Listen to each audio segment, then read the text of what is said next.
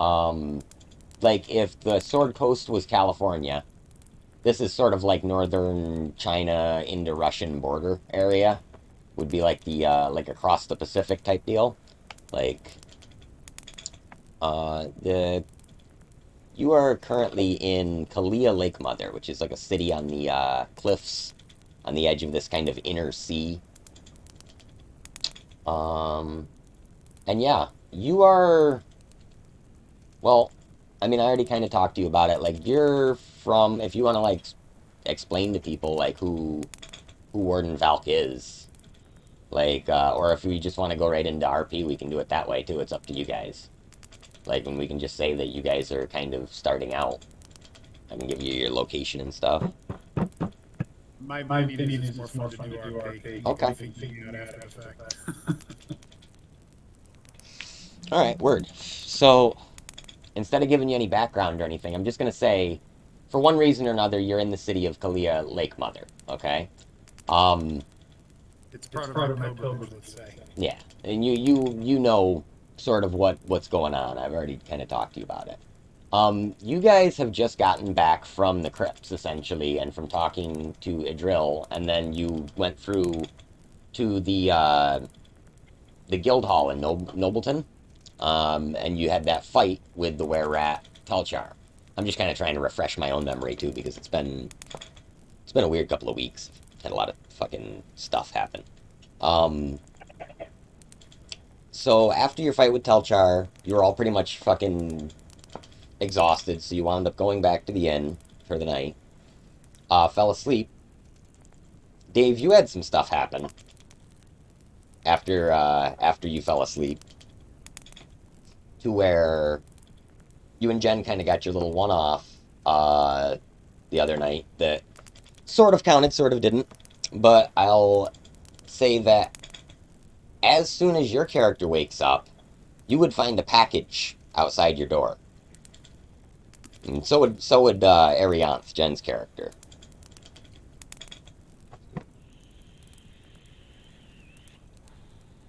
Um, Package.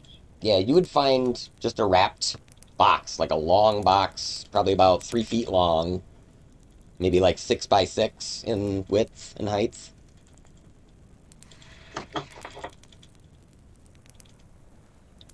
So, would you like to open the package? Because I think you'll get a kick out of what's inside. Yeah, I'd Yeah, like I'd to like open to the open the package. package. Okay, so inside is a really familiar object that you recognize. It's a long rod with a button on the top of it.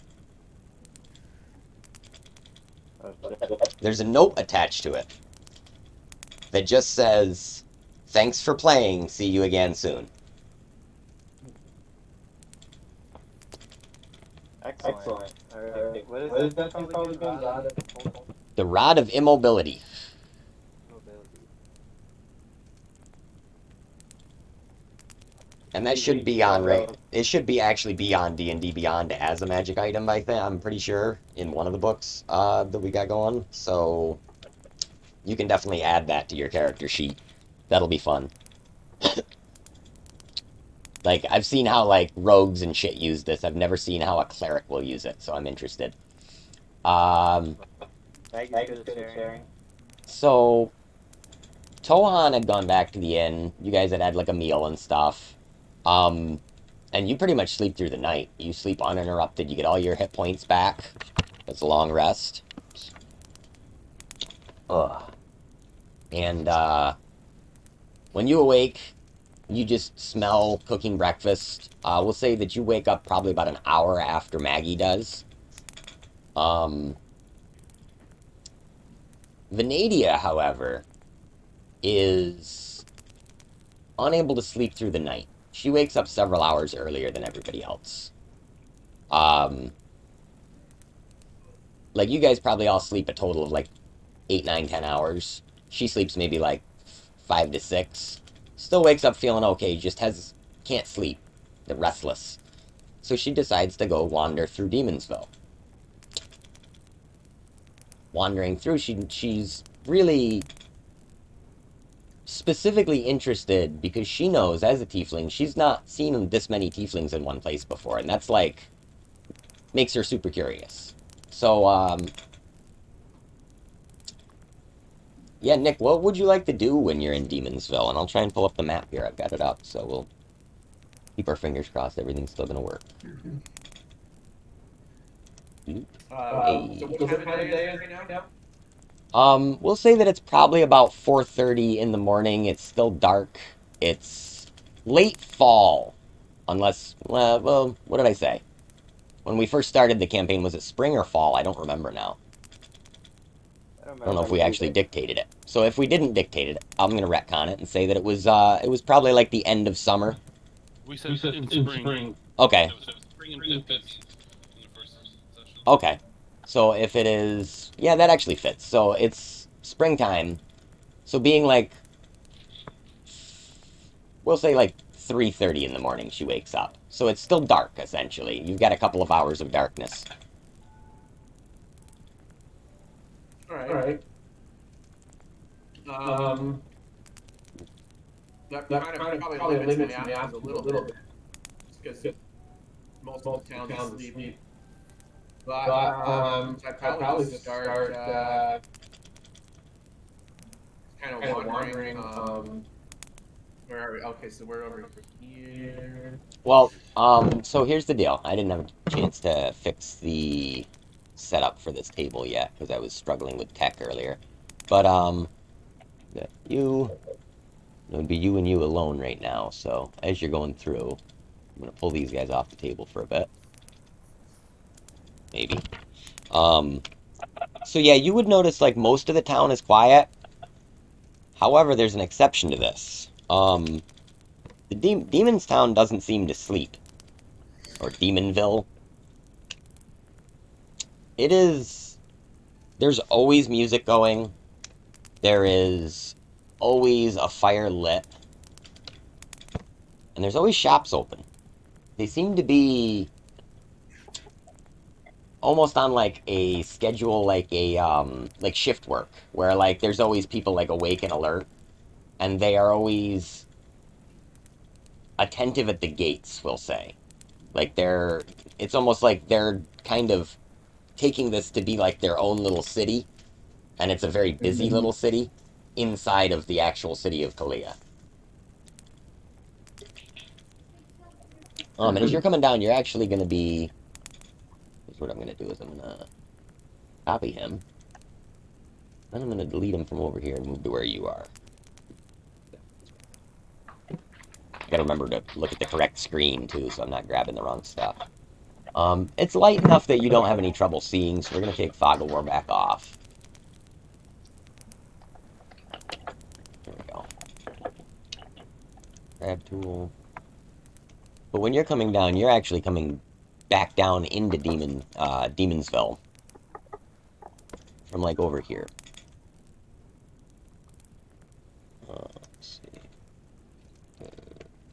Oop. Zoom in a little bit for you, too. So you walk past two tiefling guards, both dressed in the town guard armor. And you notice there's a few other guards wandering around Demonsville that seem to be wearing a different type of armor, and it's more like a little bit more ragtag, more like you don't see as much metal on it, you see more leather, and it's kind of darker in color and stuff, but it's all seems fairly uniform, like there's somebody making this for them. And you notice that there's two different shades on these armors. There's a blue shade and there's a red shade. And the two groups seem to be almost actively avoiding each other. Whenever you see somebody in red and somebody in blue, they're always together. There's like three blues here, two reds over there, and they kind of will give each other looks like there's some sort of factioning going on, and you're unable to really discern what it is at first. They're all tiefling, though. Every one of them is a tiefling, yep. Okay. It seems like no other people, no other race lives in this section of town. So they might be like rival guilds or something like that. Go ahead and roll me a... Let's say a history check.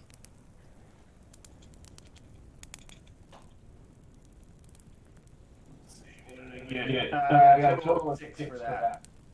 Okay, so yeah, this is nothing like anything you've ever heard of in really any culture. Because remember, you're also far away from home too, so that kind of keys into it, I would think. Like you're across an entire continent. You may have never been here before.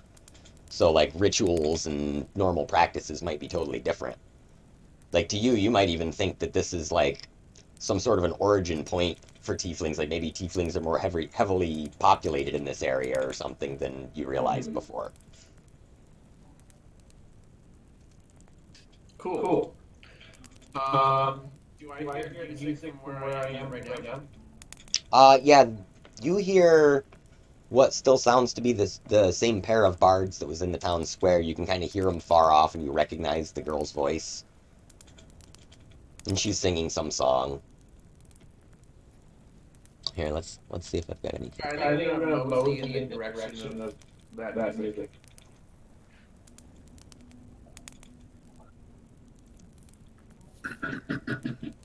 Um, okay, so you start heading that direction. Let's see. I'm hoping most of my NPCs are still loaded in this. So it's still dark. You notice, some of these grouped up people kind of... They seem to be squaring off in one of the campsites. Hushed arguing tones. But they're not paying really much attention to you as you walk by. You're just another tiefling, so why should they care? And you get somewhere past the woodpile when suddenly you hear a shot ring out from the opposite direction, and they all turn and look to see what's going on. But from where you're standing, you don't really see where the source of the gunfire came from. Okay. I mean, did they react as though it was like shot in their direction or something, or is it just?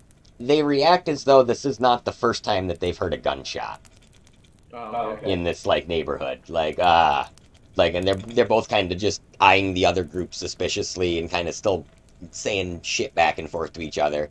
It looks like a pissing contest essentially. Like maybe they were arguing about something and it's gotten kind of heated.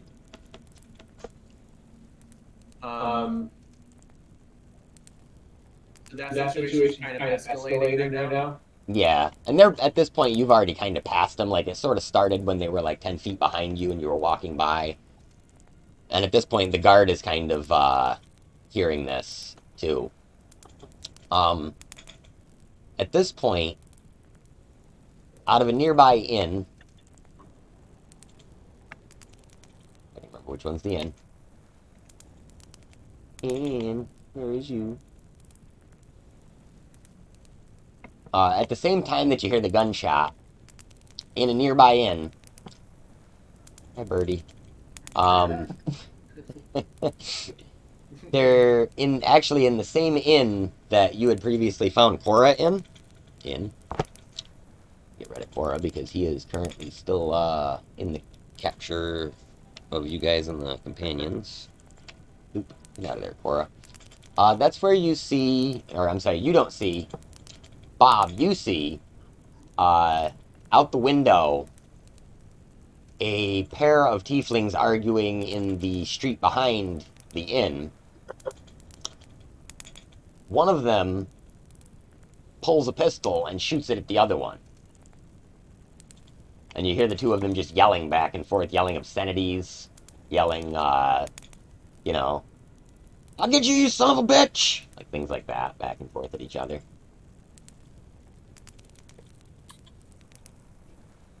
Okay, so I'm perfectly awake from the inn, and I can hear and see them right outside my window, is what you're saying? Yeah, you've actually you've been awake for a couple of hours now. You got into town early yesterday and you turned in early, so you've just been up. Like you went to bed at like 8 at night. Early to bed, early to rise, that sort of thing, you know, and get the Lord's work done first thing in the morning. So when you see that, like this to you is clearly a violation of some law somewhere. You know without a doubt No. that this has to be dealt with. So my character is going to move. Obviously, is going to move outside the inn and approach these two, specifically the one with the firearm. Okay. Let me get you a character.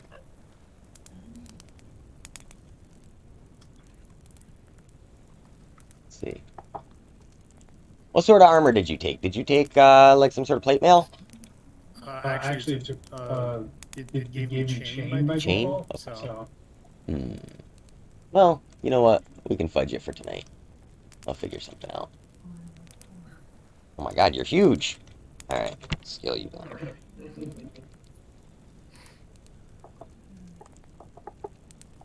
Nope. Maybe looking there. It's probably too small. Yep. Too small. Oh my. Let's fix the lift height on you too. What's going on there?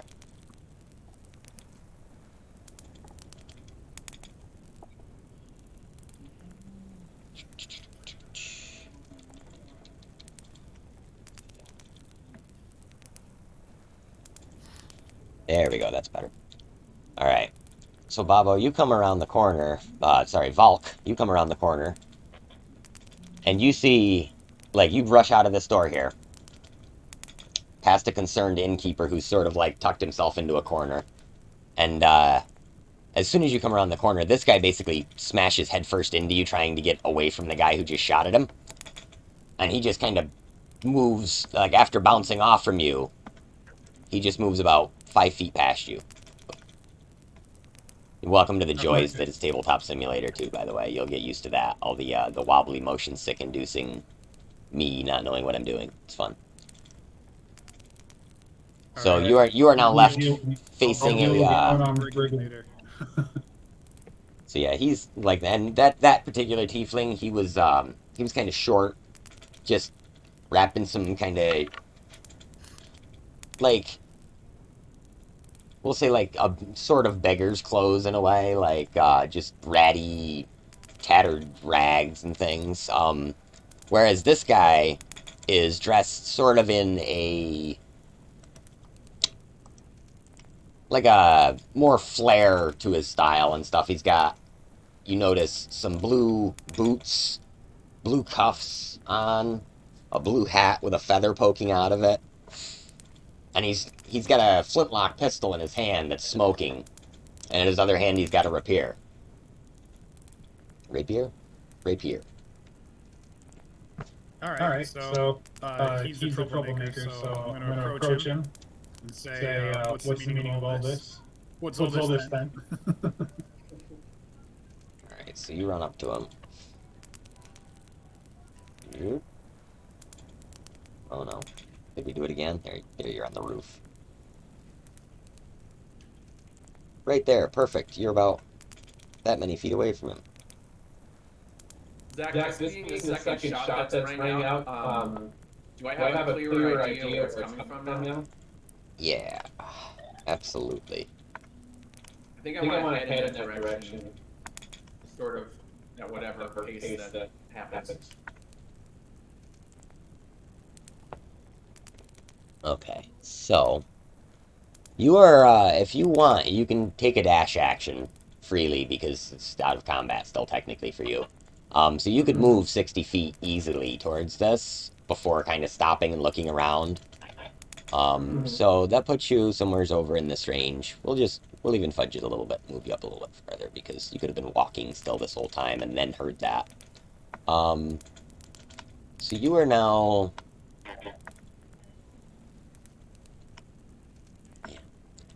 thing's being obnoxious tonight. This is definitely one of the bigger maps that I have, so it's kind of, it's got a lot of stuff in it.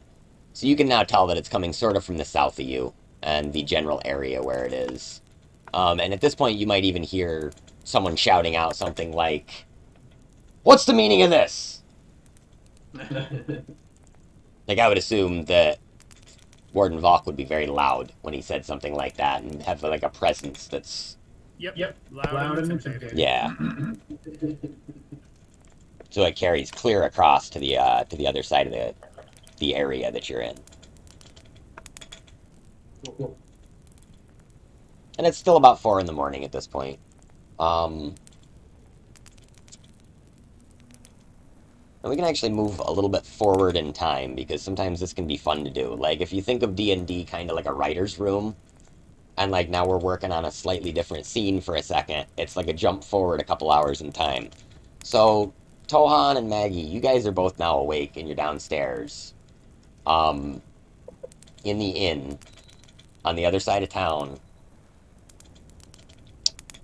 And you both notice that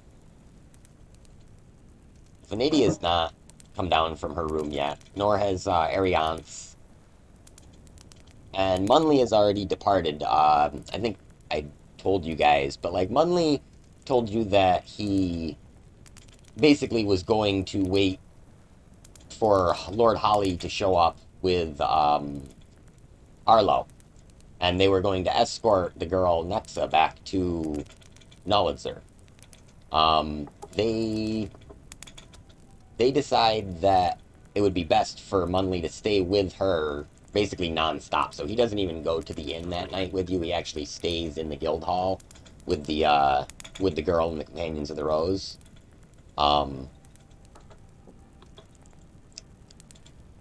And got my notes. Idril, however, has come by to thank you guys for dealing with Telchar, and she says that she had no idea that he was a were-rat. She or no idea that he was like an undead form of were-rat. That she just thought he was like kind of a two-bit crook, and that they only let him operate in the sewers because it kept him essentially out of their hair. He wasn't bothering them. And she gives each of you a pouch with 25 gold coins in it as her thanks. She asks where the others are, and if you tell them that, or if you tell her that they're up in their room, she'll offer to leave pouches with you for them as well. So it's 25 each then? 25 each, yeah. As thanks, she comes and she's just got like a handful of these pouches that are filled with these small gold coins.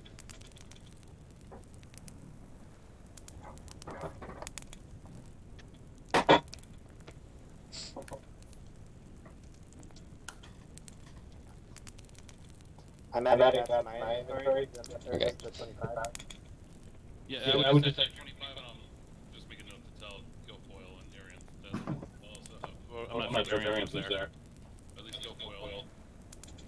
Guilfoyle. Yeah, I think we said that Arianth met up with you guys at the end of the session or whatever, just because it was kind of like one of those. Yeah, well, we gotta go back to the inn and get that body. Yeah, so she was probably already at the inn by the time you guys got there, even, because she had not, like, she wasn't there for the one before that, right?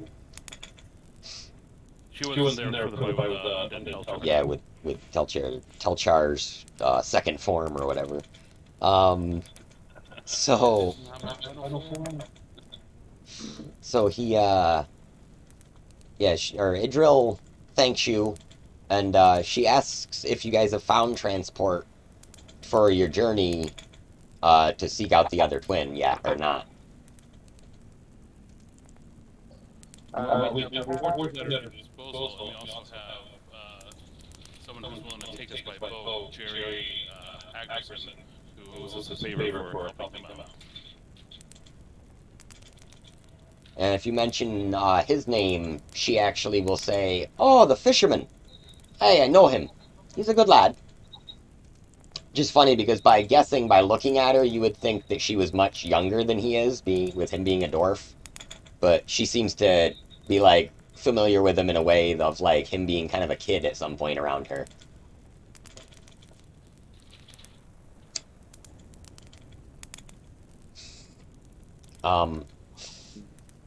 And she does offer to pay for to give you guys horses and to set you up in a cart that's big enough for all 4 of you to travel comfortably with provisions. Or all 5 of you, sorry. Thank you. Maggie thanks her and says, we might, well, let's talk about it as a group, but we might need the flexibility of just being on horseback. Maybe an extra pack horse would be helpful. Okay. Yeah. I mean, resupply and then head out here soon. Try to get Nexus soul back. Still need to find Nexus. And so again, you guys are in Nobleton right now, right? Or no, we're Archford. You guys were down in Archford. So you had stayed at the most nearby inn in Archford. And if you remember, Archford was the area of the city that was populated by rat folk, like who are often maligned in the city. You found like there's been a lot of like kind of like racist comments towards them, calling them like like were-rat cousins and things like that. Like, but you also, you especially being not of a human or more humanoid descent, you know how quick that people are to mistake different races that look similar. You've been called Lizard Man before, so with you it strikes a chord like they're not, no, like, what the fuck, guys, like, it bothers you to some extent, I think. And when you're there, you realize that you're treated very kindly by these rat folk, and that they don't seem to have an ill bone in their body. They don't seem to be mean at all. They're literally just keeping the lighthouse like they have always done for the last many years since the lighthouse was built, probably by their ancestors. And every day they get up in the morning and they go up and they light the lighthouse. And you would see this first thing in the morning when you wake up. You would actually see the lighthouse flaring up into a big, like, lit area. And the mood there strikes you as very reverent, almost like they're doing it as like a service of something, like a church service in a way. Like when there's several of them that pace up the stairs, and it's very ceremonial. That's the word I'm looking for. Cutting back over to Demonsville again for a second here. Finding where we were on the map.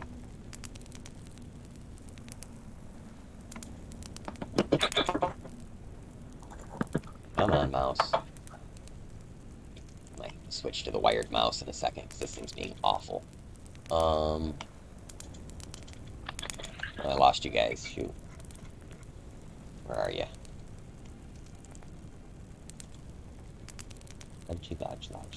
Lodge. Right there? Yeah, it's right there. Okay. So, at this point, this tiefling that is still holding the smoking flintlock, he just kind of looks you up and down, Valk, and says, "What are you supposed to be then? Some kind of hero or something?" That's exactly what you're supposed to be. Why did you charge your weapon? That bloody beggar's trying to get coins from me.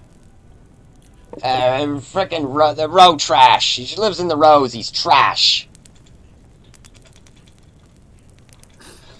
It doesn't matter. Come, let's turn you in and settle this all.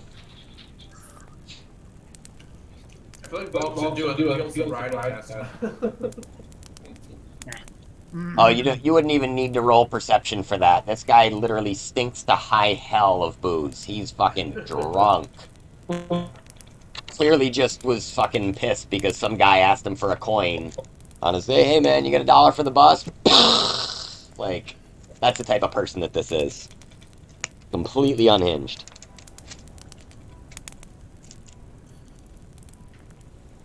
Well, at this point, I'm trying to apprehend this guy. Okay. And, How would you like to go about... local authorities. How would you like to go about doing that? He just stands there at the moment, holding this gun, and he's still got his sword out at the ready. And he's now kind of shifted his posture just a little bit, like, yeah, I'm not going anywhere without a fight. He hasn't made any aggressive moves towards you directly yet, but...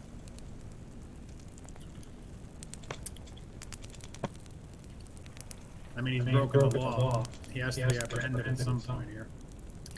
I'll give him a chance. So I'll tell him. Clearly, you're not of your right minds. But you have to answer for the crime. Roll a persuasion at disadvantage. No Because problem. this guy has no desire. He's like... But you never know. There's a chance that he's just so drunk that he'll be like, you know what, you're right. Give me a sec. Ooh, got somebody else too.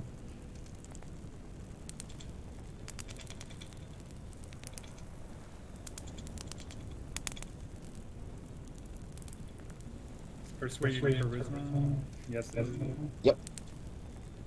Yeah, so on D&D Beyond, there should be a...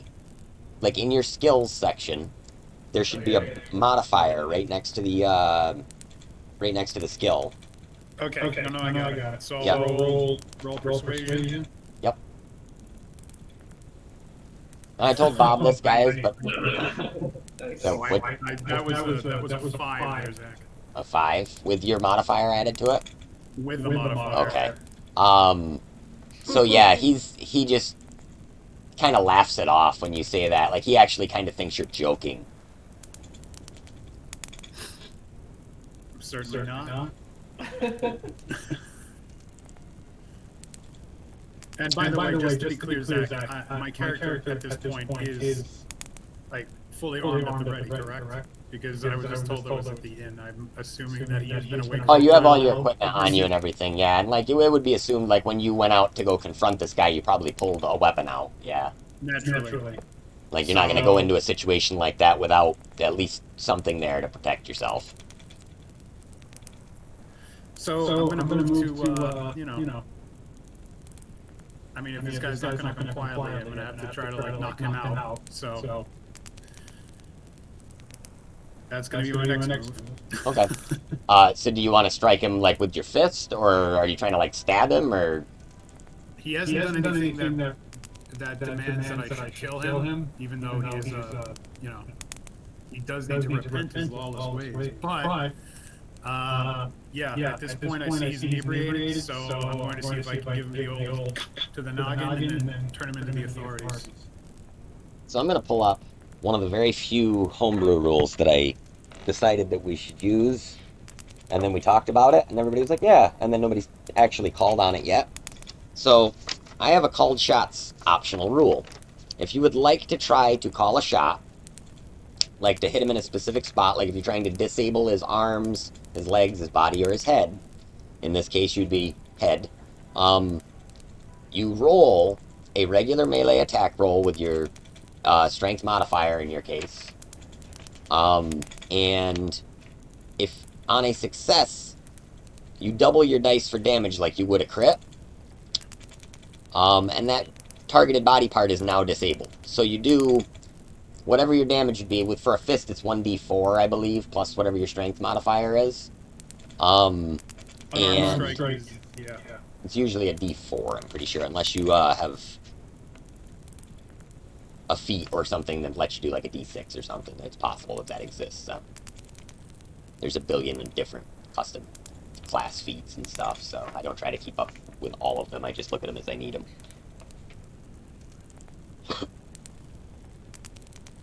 Okay. Do you want me to? I can roll that now. So go ahead and roll your unarmed melee attack. Unarmed melee 16. Okay, so you hit.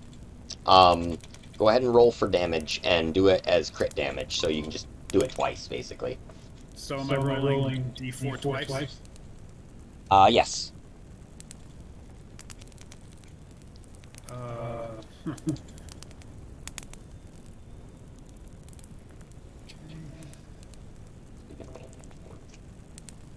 That was a measly 3 off 2 rolls.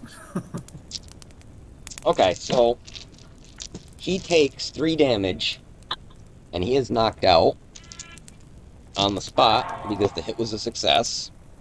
4. What's your strength bonus?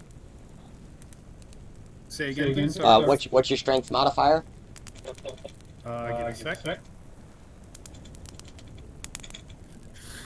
Plus three. Okay, so he will be knocked out, if you know anything about knocking people out, for about a minute and a half, 2 minutes. Like you've managed to conk him on the head pretty good, and you know that'll put somebody under for a couple minutes. But you're like, and he took a little damage because he got punched in the face essentially. So, but he's now crumpled to the ground and he's just unconscious. All right, I'm gonna take the opportunity to disarm the guy. Okay, so you can go ahead and put a regular rapier and a flintlock pistol in your inventory. Okay. And if you want to just write stuff down for now and then do it later, that's fine. That's probably the easiest way. I mean, yeah, it's not mine. I'm not keeping it. That's his. But I'm also wondering. I also have rope in my inventory. I'm wondering if I could just like bind him because I am going to take this guy, to the local authority. Sure. And right about this time, Venadia, you show up on scene and see a large man, essentially, who appears to have disarmed this brigand of some sort. Stop clicking on the wrong screen.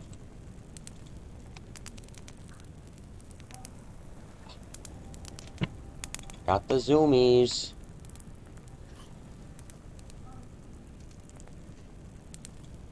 Bloop.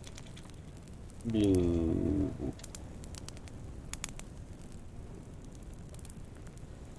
Bloop.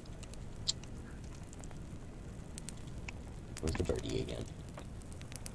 He'd be coming in, probably in between these two houses over here. And as you two kind of look at each other, and then you, Venadia, you look at this guy on the ground, just crumpled there, like he's got his tongue out. He's doing the old Bugs Bunny, like one leg is kicked over the other one sideways, where he's just in like a heap. You, even from walking up towards him, when you're maybe like, we'll say like 10 feet away, you can already smell alcohol coming from the downed man. And you, well, we'll say,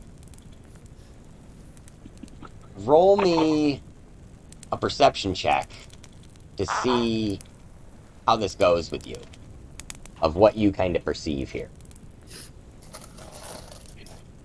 All right, with my modifier, I got 11. Okay, so you're not 100% sure, but, it looks like somebody just knocked out a drunk that fired off a pistol. Pretty much looks, it looks like point in case. Okay. Now, I can sort of tell by how this guy's dressed, Valk here, that, yeah, I can tell he's a paladin. He's good. I sort of can basically size him up and say, okay, this guy's not like on the wrong side of the law here. Yeah, you think if this was some sort of a mugging or something, he would already be rifling through the man's stuff and, probably stabbing him a few more times, something, That's more what you're used to seeing in your course of guard duty in Waterdeep. So you've seen some shitty stuff in Waterdeep. Waterdeep is essentially like Gotham, kind of. You know what I mean? It's not a nice city at all. It's bad shit happens there all the time. There's like a huge criminal underground the Flaming Fist kind of knows about, and there's actually rampant problems that you know of that go throughout this organization where the Fist definitely takes bribes, and you know about it. You don't know any specific officers or anything that do it, but you've heard of it happening. Yeah, you've heard of worse things than somebody knocking out a drunk and kind of taking away their weapon. So you're like, that's pretty intuitive to you that this guy's not like a cold-blooded killer of any sort necessarily. He's like you said, on the side of good. And all right, I'm gonna call out and say, oh there. Is this man the one who fired the shots I heard? Yes, he did. This is all those brigands being brought to justice. And then I'm going to just assume that was just a random person asking me a question. I don't know them from Adam, so I'm just going to move my way along, holding this guy and taking the authority. Okay. Do you need any assistance? Zach, how heavy is this guy? Can I take him? Can I carry him solo? This guy's probably... He's probably 150, 200 pounds. Like, he's in that range. He's wearing, like, some kind of heavy cloth armor, so he's not, like, super laden down with heavy armor or anything. Roll me a strength check. Got it. Hang on. I look at your character sheet, your strong spot. 17, maybe. Okay, so yeah, you could definitely pick this guy up and throw him over one Zach, shoulder. that was my roll. I'm sorry. I was bragging about strength. Oh, it's strength? Okay. Oh, anyways, I got an 18 on that. Alright, yeah, you could definitely do it. And honestly, you probably could have even with a much lower roll because you do have a high strength, so it's not a high DC on stuff like that. Yeah, so you're able to kind of throw him over one shoulder without too much of a problem. It's at this point... Wrong screen again. Unzoom out. Oh, I already was zoomed out. Bear with me. It's at this point that you see Venadia. You see the same group that you saw before of the 3 reds and the 3 blues, we'll call them for lack of better terminology right now. Oh, come on. Don't freeze. No, don't freeze. They're headed towards where the gunshots went off as well. They kind of come up, and you see them making their way down the street to towards your direction at a hurried pace. And now they're yeah, both groups are, and now they're arguing back and forth between each other. And you hear one of them say, "Sorry, I gotta check my notes again. I'm done with these guys."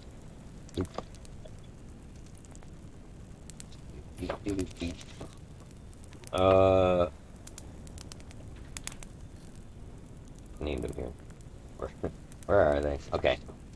You hear one of the groups say to the other group, "But he was one of your backlots. Probably shot one of our rows." The other one says, "No, you know, it was definitely not. I guarantee it was one of you rows shot one of us backlots."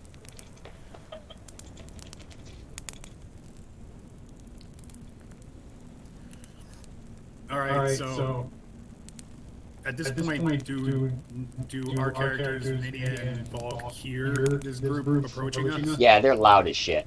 They're like yelling at each other at this point. Like, and it's I'm probably not doing it justice. They're probably much angrier sounding than that even.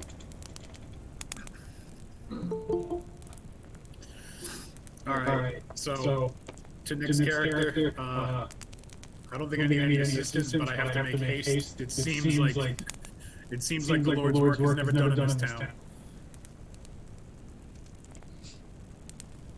Because I'm still the only guy, so that's my priority right now. And then I suggest back that he may want to hold because we may have bigger problems on our hands. And at this point, let's see, where... Defoil! Hold on. Oh, Dave, you're split right in half. Somebody else is too. Nick is too. So at this point, this guy starts to snore. That's on your shoulder. Okay. Like loudly. He's... And you already bound him, so his hands are tied down around his waist or behind his back. All right. So at this point, he's cold cocked, he's asleep, he's bound up, and we have bigger problems coming. So I let out a sigh. I say, "The Lord's work is truly never done." And I'm going to carefully put this guy on the ground because I have no reason to hurt him. And we'll go find out what the other noise is about. Okay. And I've already sort of pieced together that this drunkard is bearing the colors of one of these factions that I walked past earlier. And I'm suspecting that there's probably a link there.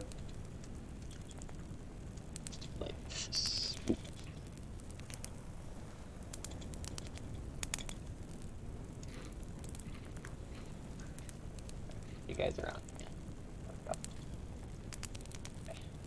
on. Yeah. Okay, so so you set the guy down, Bob, and he's still snoring. You guys both turn. You see that this group has now moved on to one side. Apparently trying to take the lamppost with them. Hey. There we go.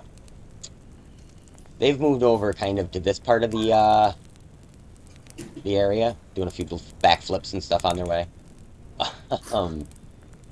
Well, these guys have kind of moved over to this part of the area. And they're now starting to draw knives, brass knuckles. One of them actually takes off his belt and just wraps it around his wrist twice, and he's just kind of holding his belt, like slapping it on his hand. Like, you get a real Jets and Sharks impression here. Yeah. Like, it's almost like they're about to start going around in a circle, snapping their fingers, like, you know. Right. So are they doing like really aggressive pirouettes and things like that? Yeah, absolutely. Like, you know, modern interpretive dance is going off. It's terrible. A lot of snapping, clapping. Okay. Yep. People are starting to gather on the sidelines and cheer him on quietly and in rhythm. Got it. Oh, that's actually, so has this attracted any attention from any onlookers sort of in the area? Yes. At this point, the two bards that you guys first met that went somewheres over here. Not there. I didn't delete them. Well, the two bards that you guys met on your way from the crypts through the first time, they're headed over. You also see a pair of tieflings that are wearing the same robes that you saw the rat folk wearing. So they are wearing monk robes. Clearly marked with the same sigils and symbols on the sides of them, like these kind of kanji-like things along the cuffs. They're sort of walking over, too, behind this, like, pair of gangs, for lack of a better term. See if I can find the bards while I'm, oh, you guys are expositing here. And actually, let's cut back over to Tohan and Maggie. So, at this point, Guilfoyle would probably be coming down the stairs, having slept off whatever it was he slept off from the night before of damage and stuff, fully healed, but starving, just absolutely hungry, realizing he hadn't eaten anything since the night before, which isn't acceptable for a halfling ever. Did I miss second breakfast? Morning, Guilfoyle, and I saw some 25 beats that drill dropped off for him. Oh, Zach, I meant to ask, was Venadia included in that bounty even though she wasn't originally contracted for the job? She only brought 4 sacks of gold with her. Cool. So she gave those to probably Tohan and Maggie when they were present. Guilfoyle wasn't present yet. As far as she knew, there was only... Or, oh no, actually, she has 5, but Munley's already departed. So yes, you would have been included in that. There would have been an extra bag for you. Sweet. Because she probably intended it for Munley, but just gave it to Tohan without thinking anything about it. So yeah, Guilfoyle, you come down the stairs, and yeah, that's... Essentially, you're coming down as Tohan and Maggie are probably just about finishing up their breakfast. How you been?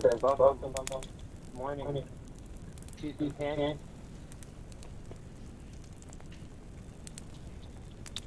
Pancakes? Oh, I like pancakes. What's on the agenda?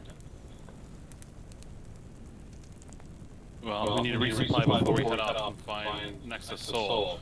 But I'd also like to check out the inn that we found Nexus Body in as well.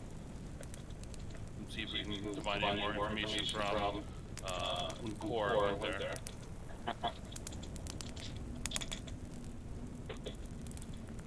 Sounds good on me.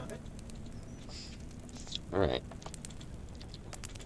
So, Maggie, the things that you're looking for, I have a list that I need for myself. Maybe I can split up from the market and get what you need too. Yeah, I need some more torches. We almost used them all in the crypt there. and you guys remember the section of town that you came through, like Merchantsville? That it was just essentially a large trading goods bazaar where everybody, it was like it's the shop in the video game that has everything essentially right there at it if you're looking for it. And that would be any of the items in the player's handbook. Are pretty much available at standard prices. This is a pretty good sized trading port. They have pretty reasonable prices on things. Excellent. I think I'm pretty Maggie good. recommends us to do them go check out and also gather supplies.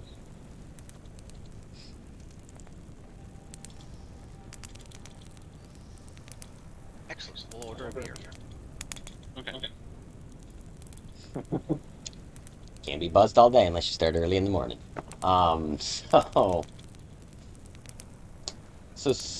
Let's see. Switching back again, a couple hours back. I have a great axe I want to sell too. Okay. I don't know if I can get that thing.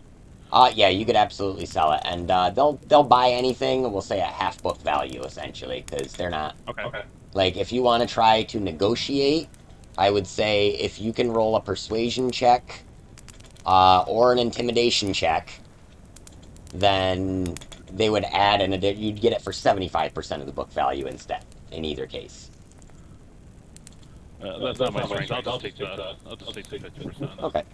Well, I can use some talking I for mean, you. Maggie can handle it.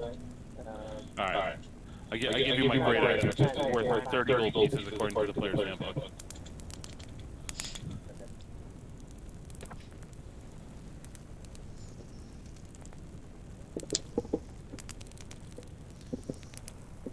Guilfoyle tells you can get definitely 100% of the player's handbook value for it.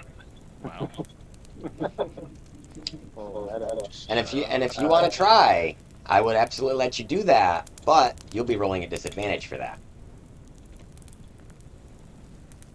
Well, To try to get full book value for it, you would have to roll either intimidation or persuasion at disadvantage. What about sleight of hand?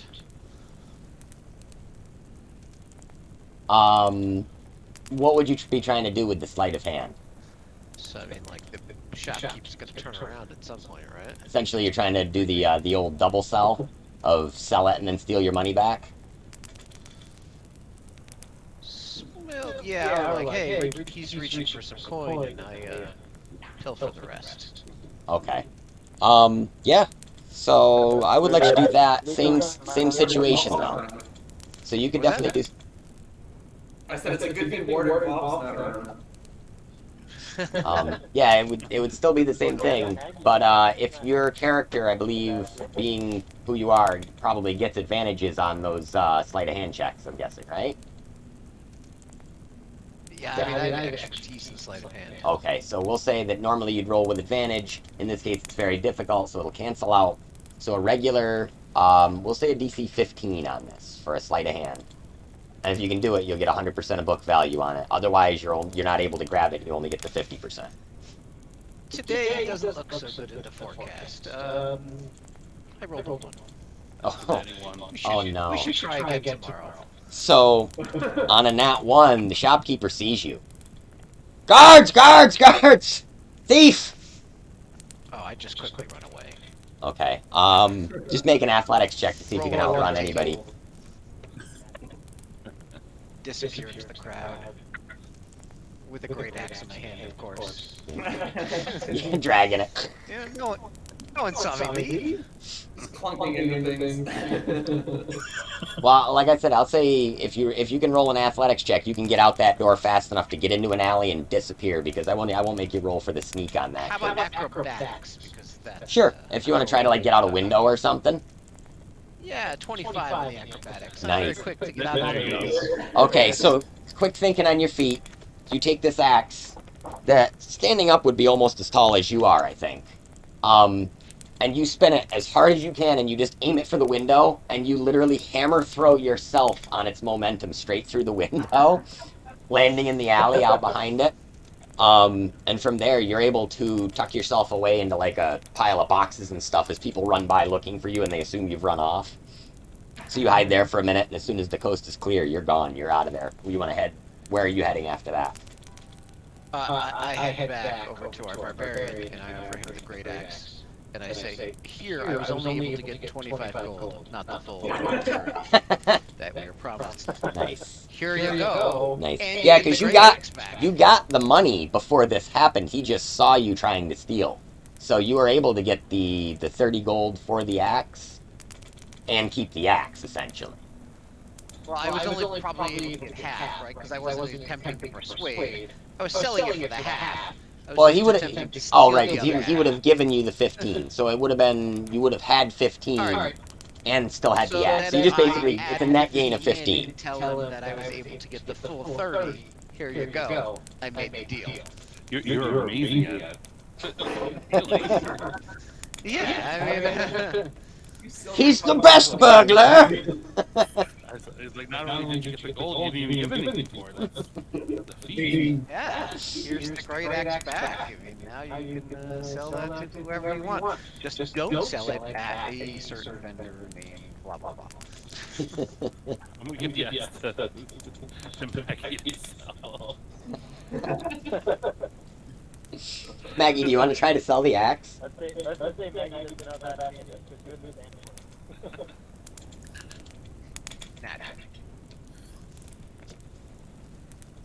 The So- potential for our characters is just through the roof. Yeah. Oh my god, I can't wait.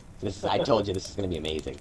So yeah, let's I see. don't nat one all of my stealth steel rolls. Yeah, that was rough. That's perfect timing for me. I love that.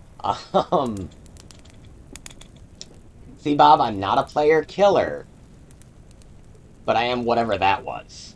That's. I do like to torture you guys. That's fun. That's the best part of the game. Love it, man. So let's see. Back a couple hours back. Like, and by now we'll say, what do we say? It was 3:30 when you first left Venadia. So it's probably somewhere around 4 o'clock. The end of this little scuffle had happened, and these guys are showing up. And first dawn is just breaking. If it's late spring, we said, then yeah, it's probably just starting to get light over the horizon. Sorry, I keep seeing myself on camera, and my eyes are like bright pink right now. It's really weird. Dude, Stick roll the key. Do that. When I was my YouTube, I listened to my YouTube clips from my sessions, and I was like, I hate my voice. Yeah. It's the worst. Yeah, I actually thought about adding like adding a filter to it, but I'm lazy. I was like, lazy as fuck. Talking to myself. So at this point, let's see. So at this point, yeah, you've dumped this brigand on the ground.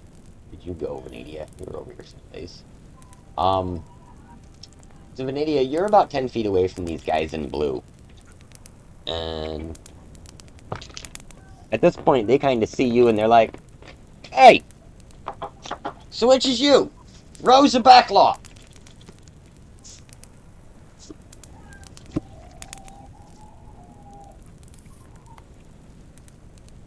Hey, Tiefling, I'm talking to you.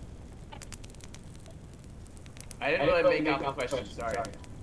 He said, "I said, are you Rose or are you Backlaw?" And this is the guy in blue that's standing closest to you, just yelling it at you.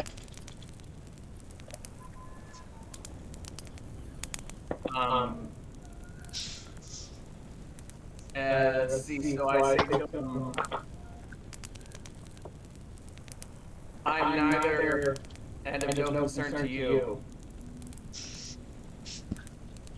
What do you mean you're neither? You can't be neither. You either live in the Rose or you live in the Backlaw.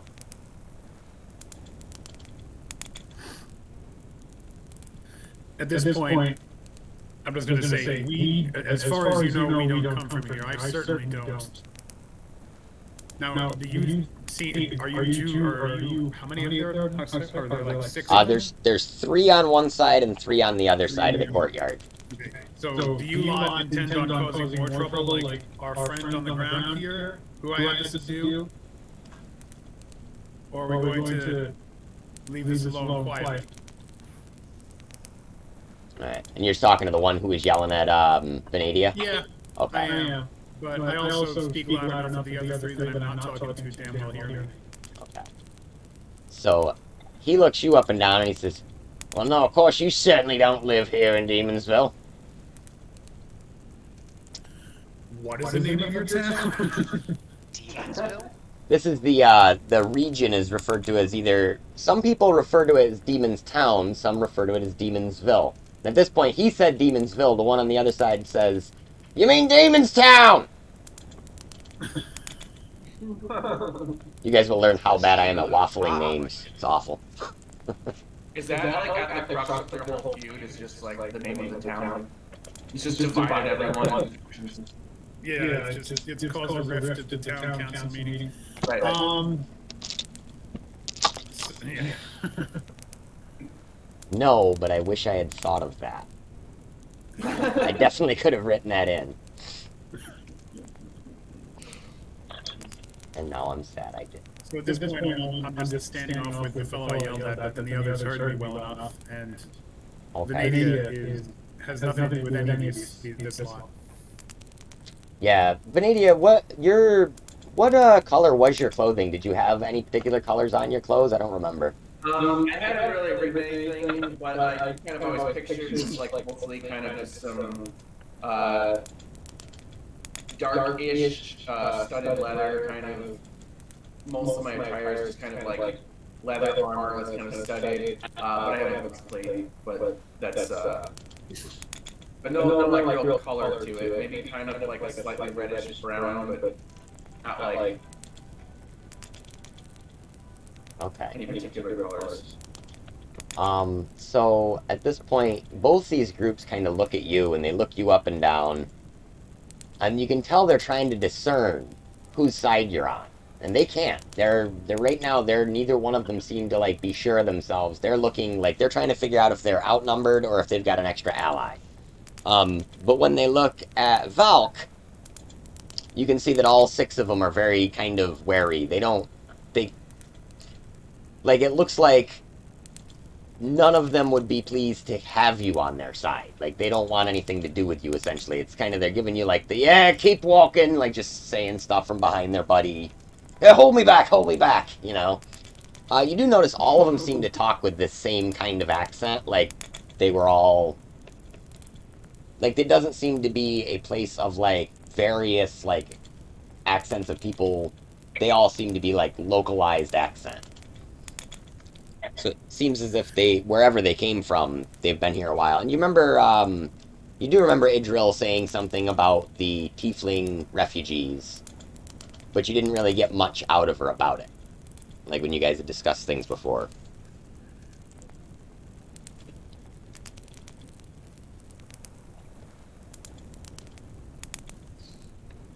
So just a quick review. These guys have all drawn weapons that I can see. All 6 of them are holding some sort of a weapon or other.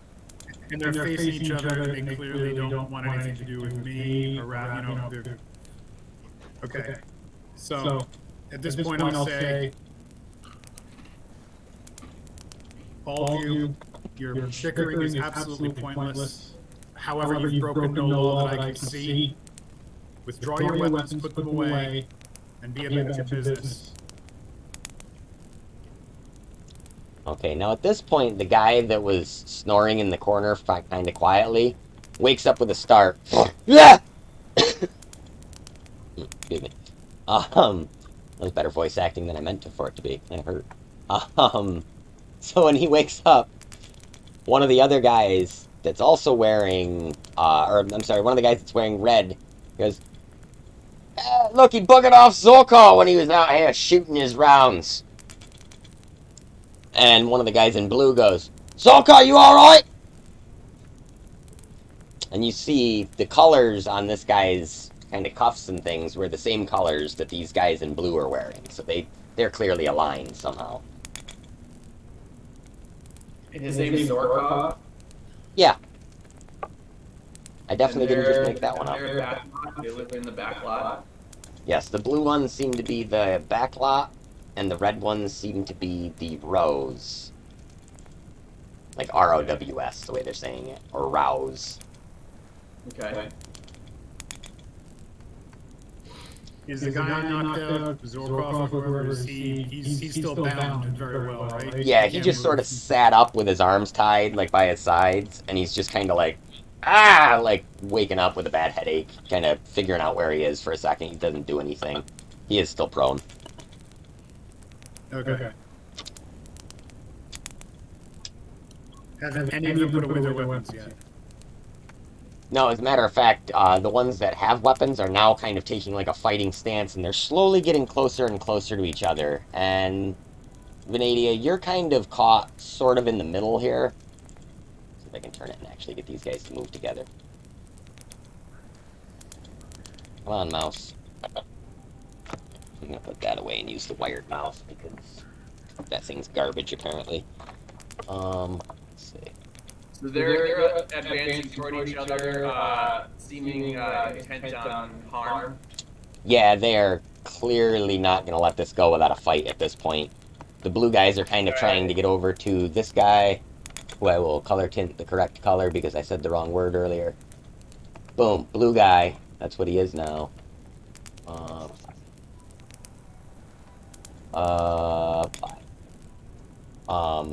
So yeah, blue guy. It seems like they're trying to rush to aid their friend, and seeing that you're the one that knocked him out, assuming they kind of, I think, would be assuming that maybe you were both in on it. So they are now kind of headed in your direction, and the red guys are kind of trying to intercept. I'm actually going to change the color of your character too, Nick, so that we're not confused about this shit. Let's say something like this. That'll work for now. There. So you're a little different. So at this point, I would have both you guys roll initiative. What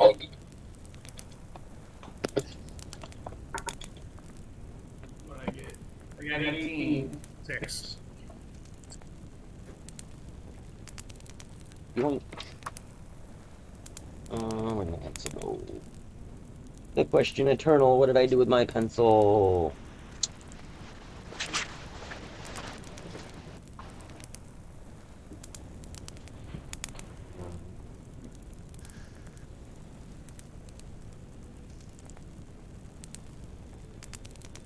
I heard 18 and I heard 6, correct? Correct.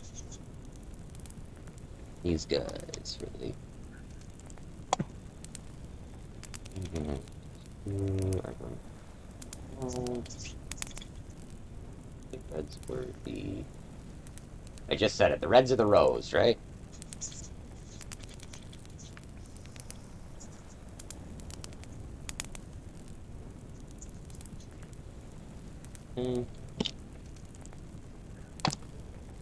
Oof.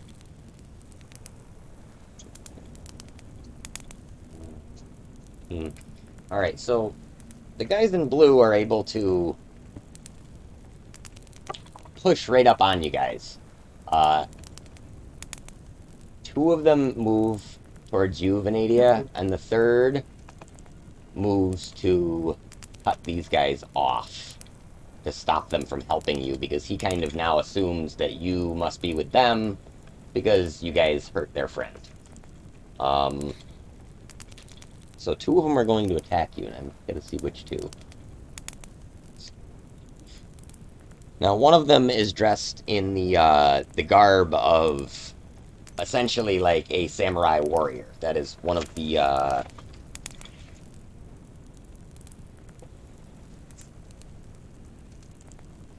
outfits that he's wearing. Like, he's kind of got the skirt piece or the lapels and things built in a certain way. And hopefully I can find where the stat blocks are again.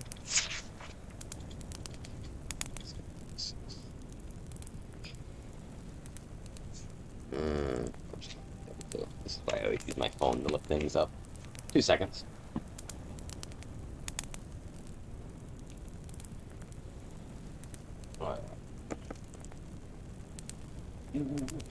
Oh.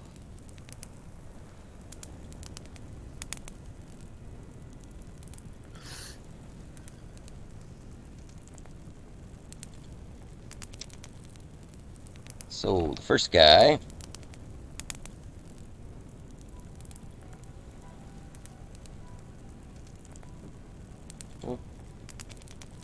He takes a swing. 14. Does that hit your armor class? I don't think so. Remember correctly.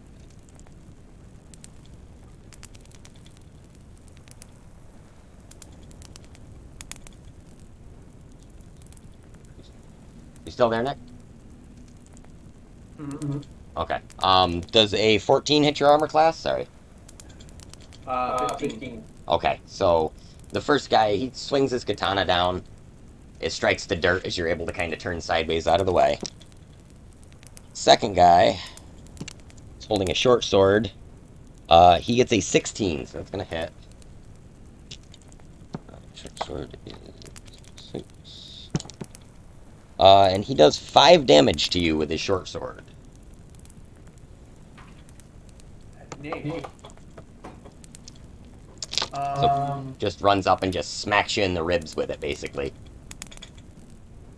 And the third guy, like I say, moves and kind of, he's just ready to attack whichever one of those red guys comes near him first.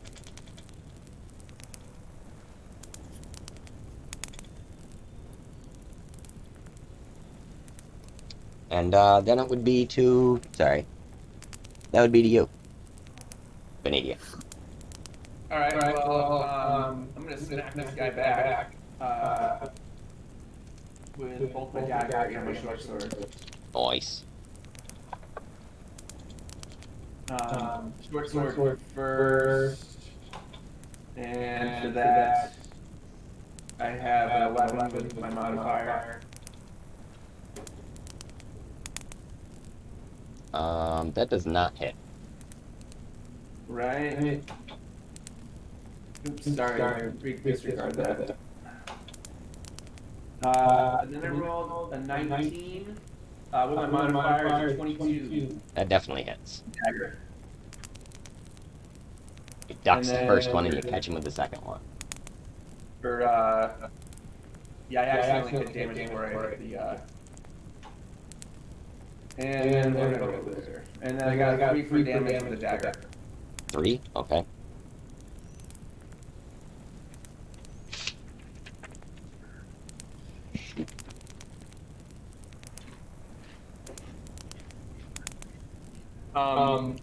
And then I'm gonna sort of hop back next to my large paladin new friend. If you move back, he is going to get an opportunity attack on you. That's good. I hate that. Actually, both of them would get an opportunity attack on you. Yeah, I don't like that.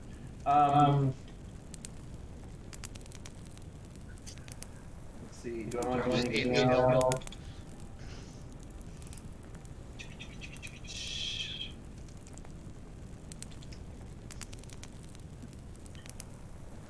I think I'll move there then.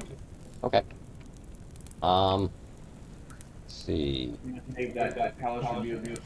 Alright, so the reds at this point, all 3 of these guys are going to bum rush this one blue dude over here. And the entire time they're screaming, "Oh, kill the backlot! Kill the backlot! Get him! His mother smells like cheese!" Things like that. Hey, talking about Guilfoyle. Ooh. Right, first His guy. last name is Hartness. One is a hit. There's one is a hit. It comes from a long line of cheesemakers. Oh, thanks. So 2 of these guys out of the 3 land blows on him with their various weapons that they're using. But this guy doesn't go down. He's able to kind of back up a little bit. And after the first one misses with a natural 1. He takes his reaction, he strikes that guy, and kills him. So this guy is now kaput and dead over here. That's super illegal. It is. I'm filled with righteous fury. Now, You're gonna help me before retaliating against the murder, right? So they've all drawn their weapons. They've all moved to attack. Which one seems to be the most intimidating?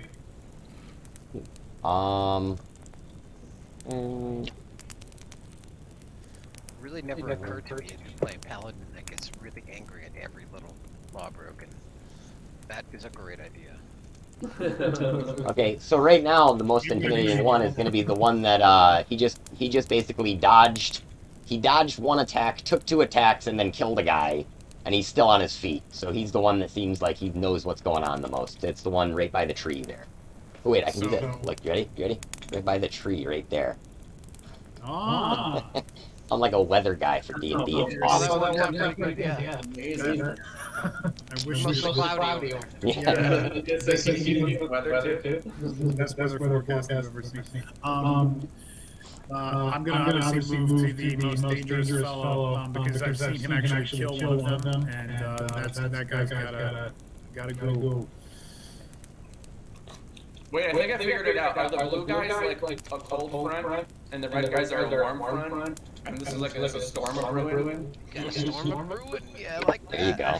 That's great. Is it a low blood pressure? That's literally what's happening right now. I'm a great lake. Alright, so I'm gonna move to attack with my longsword. Okay. Wait, which guy are you attacking right now? The murderer? The murderer. Yeah. So, Zach, you're gonna have to refresh me. This is something. Yeah. Am I rolling a strength or am I rolling a? What am I doing? So on your D&D Beyond sheet, there should be a spot on your attack actions. Like if you go down to a little waffle, one of the things is going to say actions in the tabs, and then you go to attacks, and then you can actually click on whichever one of the attacks that where it gives you the modifier, and it should roll the dice for you. Okay. Or at least it'll give you your modifier also. I see where it is. Okay, sorry, got it. So like I said, if you want to roll the real dice and just add the modifier to it, that's fine too. But that's where it is. Still waiting on my dice to go deliver. And I got a 10 on that roll. Okay. The bag of that doesn't hit. Amazon is amazing. It's like 10 cents of dice and a bag called the bag of holding. It's like $20. Yeah, I got something very similar. I got like 20 sets like that, where it was like $10. And so that was amazing. And I gave a bunch of you guys sets of dice off of that bag, and that worked pretty well. That's a good idea, actually. I could offer that. It's not like it's nothing like metal dice or anything like that, but those are annoying anyway. But they're great. Excellent tip, thanks, man. Because I might have paid a little too much. Yeah, that happens. Yeah, I would go on Etsy looking at stuff. I'm like, man, am I gonna just like really go for it? Or oh, Etsy is really the overpriced central. Like you can get yeah, a lot of those are bad. Yeah. I think I paid 12, but for just a set. I mean, you say that's not bad. That's what you're gonna play at like a local gaming store, like 10, 12 bucks for like a set of dice. But like, yeah, the bag of holding, probably right before the pandemic, it was like 20 bucks, 22 bucks maybe. And it was like a crap load of dice, like 10 or 12 sets of dice. We'll be down there. That. Oh, there goes the wrong one. Exactly. Swinging missed that dude, or did I hit him? That was a miss on a 10. Damn. Or I'm sorry, did you say 11? No, 10. So yeah, he's like fucking cat on his feet. He has now dodged two strikes, taken 2 strikes. He's looking more and more badass. That is. That brings it back to the blue guys over here, the backlots. And he's actually going to go first. He's going to swing at one of these 2 guys in front of him. Now, there's nothing particularly special about these guys. These are not... He rolled a 19. Plus his plus 2, so 21. So he hits. Alright, so he strikes one of the guys on his turn. And he's actually going to try and get out of there from where he is, I think. So he's going to move. He's going to take 2 opportunity attacks from these guys, but he's going to run back behind his friends for a minute to try and get a little bit better ground here. 2 opportunity attacks occur. One's a miss. The other's a miss, so they both whiff. So this guy's like, he's over there like, I don't know, sports guy, you know?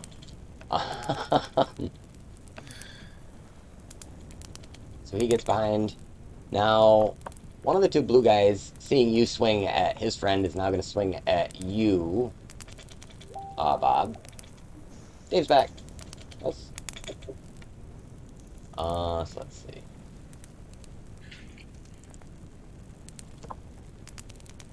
He rolls a 10, assuming that does not hit. Armor class 18. Okay. So sorry, I bought that in 2016, which is much longer ago than I realized. That's what happens when you get old. But yeah, 29.99 now. Okay, and the other one is going to swing at Venadia. Which is a 5, which does not hit. 5 plus 2 is 7, but still. So, we're going to cut away from this for a minute. Heading back to the inn. You guys have headed out into the marketplace, correct? So all 3 of you at some point were actually in... You have gone to this different district. At least Guilfoyle went there, correct? Yeah, Dave, I think Dave, okay, I was trying to make sure you were there, Dave. yeah, sorry, I keep setting up. So Maggie stopped really going separately. I actually have a thought on this that she wants to ask Israel first, like, you know, is any of this, do you guys have any of this laying around?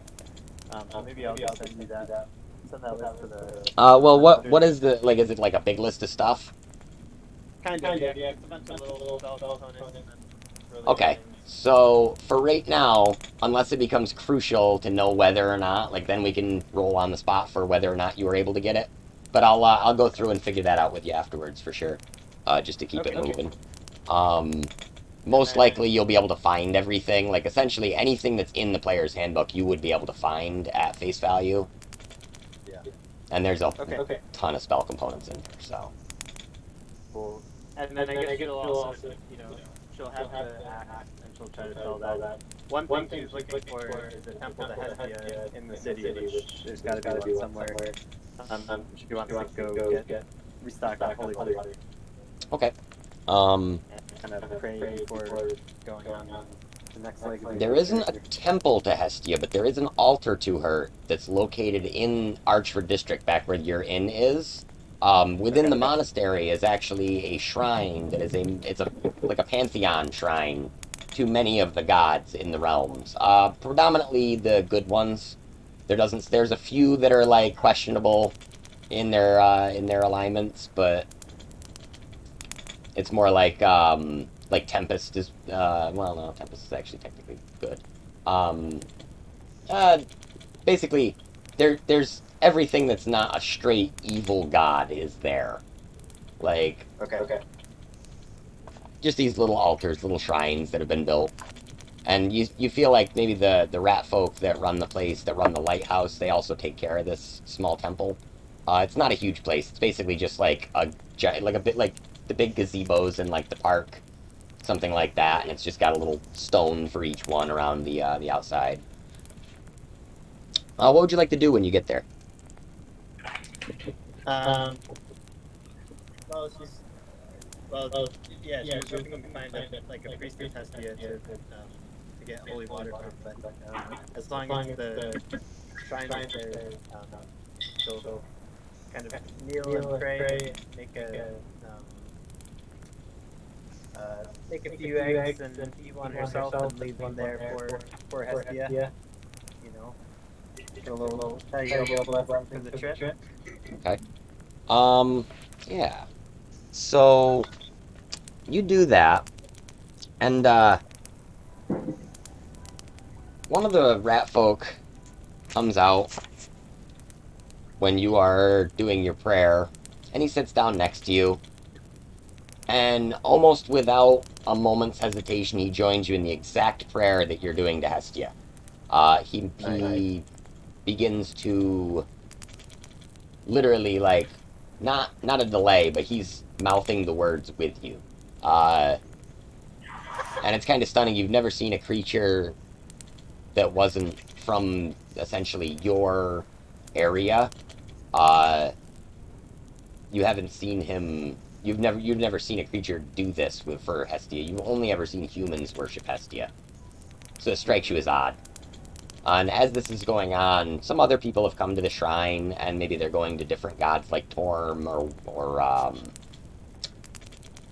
uh, perhaps Lothander, various deities. And each time that they do, the same thing happens. One of these rat folk comes over and just begins just sitting down and praying with them.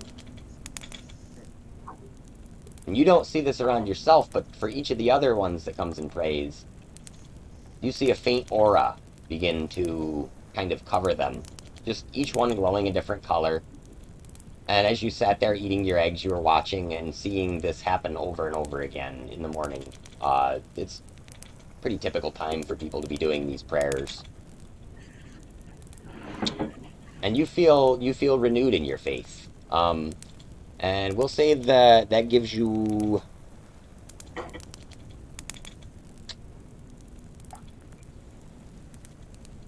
I would say that would give you advantage on any religion checks that you make for the remainder of the day. Okay.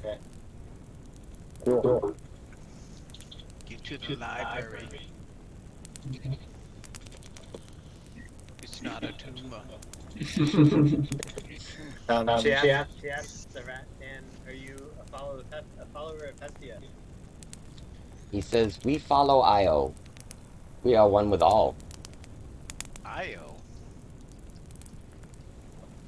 Io is the god of all. She says, thank you for joining me and reverence for Hestia and respect to Io. And he takes his left fist and places it over his right, bows deeply to you, and then just turns on his heel, and you actually see him as another person is coming into the temple and going to a different shrine. He actually just beelines right to them, sits down, and begins praying with them immediately. And it just seems to be a function that some of these rat folk perform as part of their service to the All God. Nice. Maggie loves that. Cool. And then I guess she's got the great axe at this point, so she's gonna go try to sell that, and I got my electronics might be in here. I might cut out again. Okay. Come back after this. But yeah, go. And you said that the abacus staff accounting gives you advantage on like negotiations. Yep, on any negotiations, absolutely. So she's gonna try to sell the great axe for whatever you said, 3/4 value.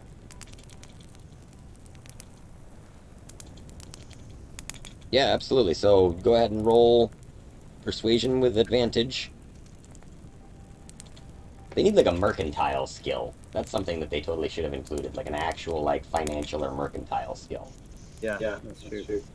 15. 3.5, buddy. Yeah, that's true. Yeah. I'm sorry, Dave. What did you roll? Had everything. Oh, Dave. I'm sorry, I didn't hear what you rolled. She got 15. 15. Okay. Yeah. So I would say you are able to do so.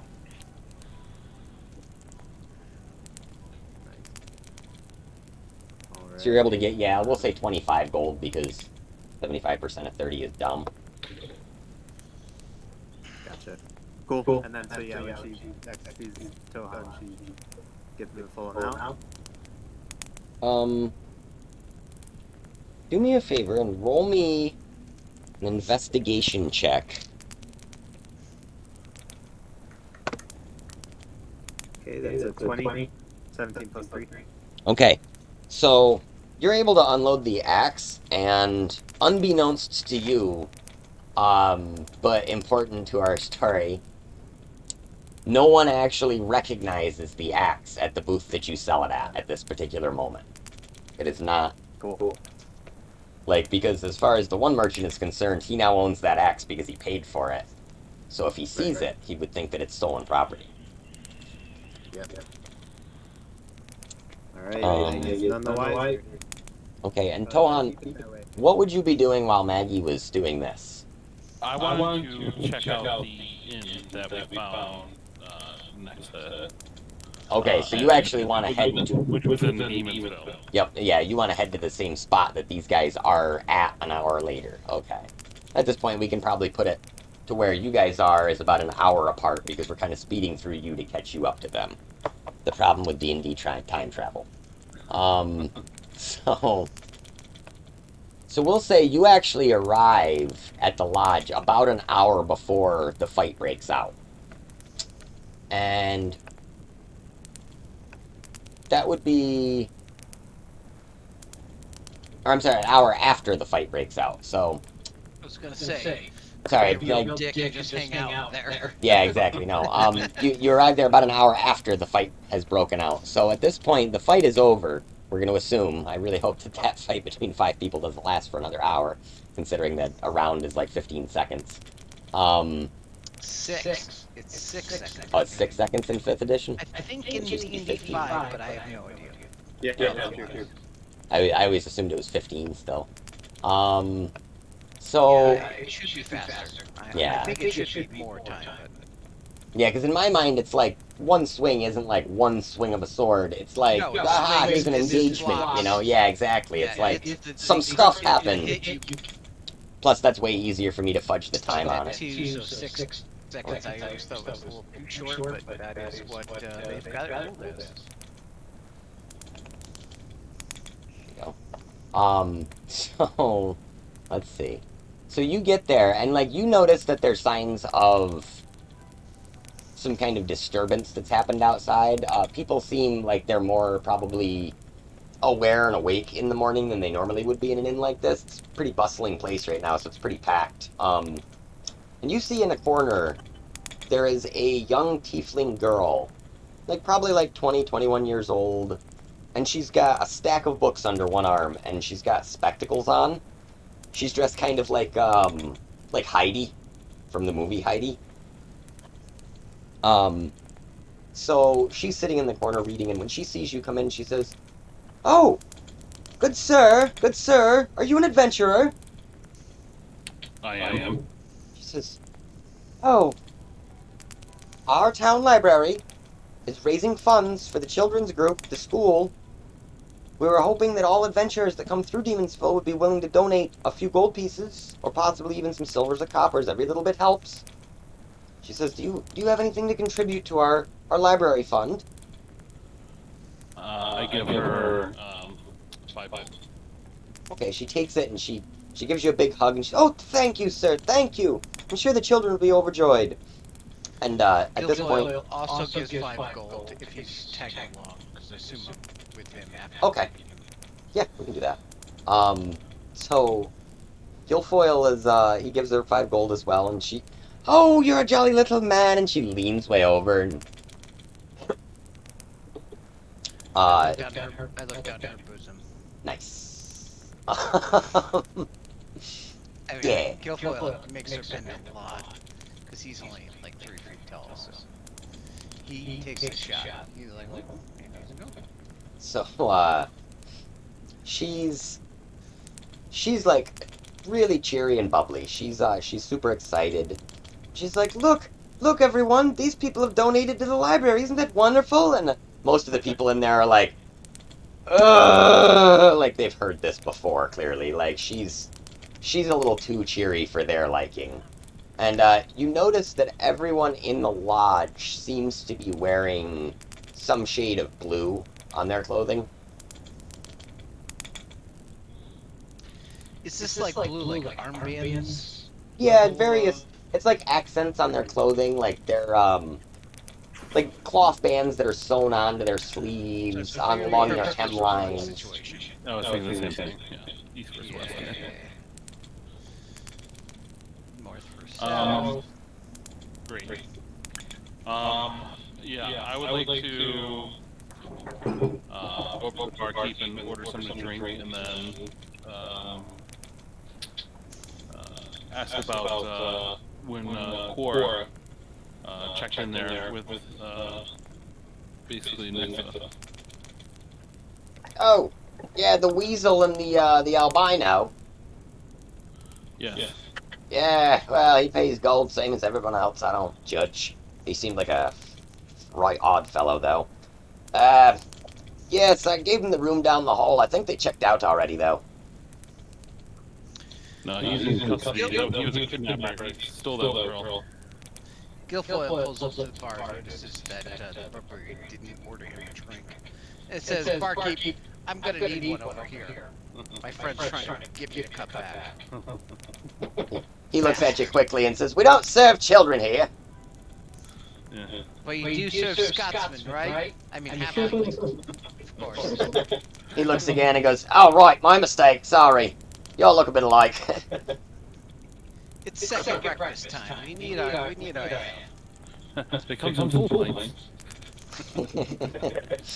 So this tiefling is a fairly large fellow. He's probably about, we'll say 5'11", 6 foot tall, broad-shouldered, and he's got large horns that come out that make his head look huge, and they kind of go down the back of his head, like the old ram's horn type of thing going on.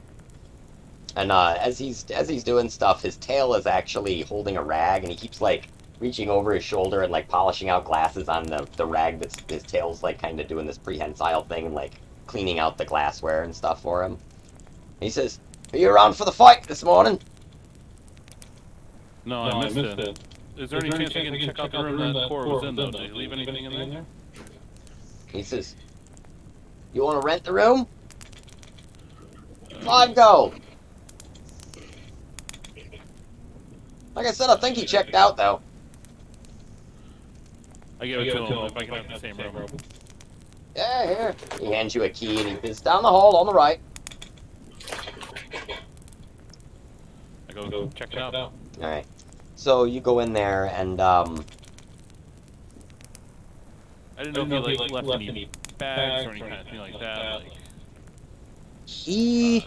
Well, you guys turned the room, I'm assuming, when you first got there, and basically he had what he had on him. When you went back to go get this girl. So he would be pretty bare bones. Yeah. He had her tucked into the basement. He had, like, snuck her down there at some point. So he basically had, like, some extra clothes. You probably would find, like, 5 silvers that was, like, pocket change that he had left laying around. Roll me an investigation check, though. Let's see if you find anything else.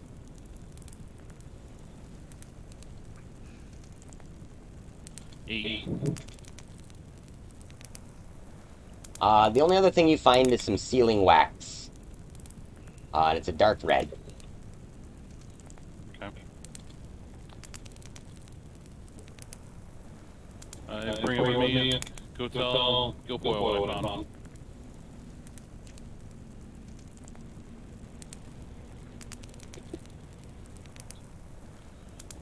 Okay.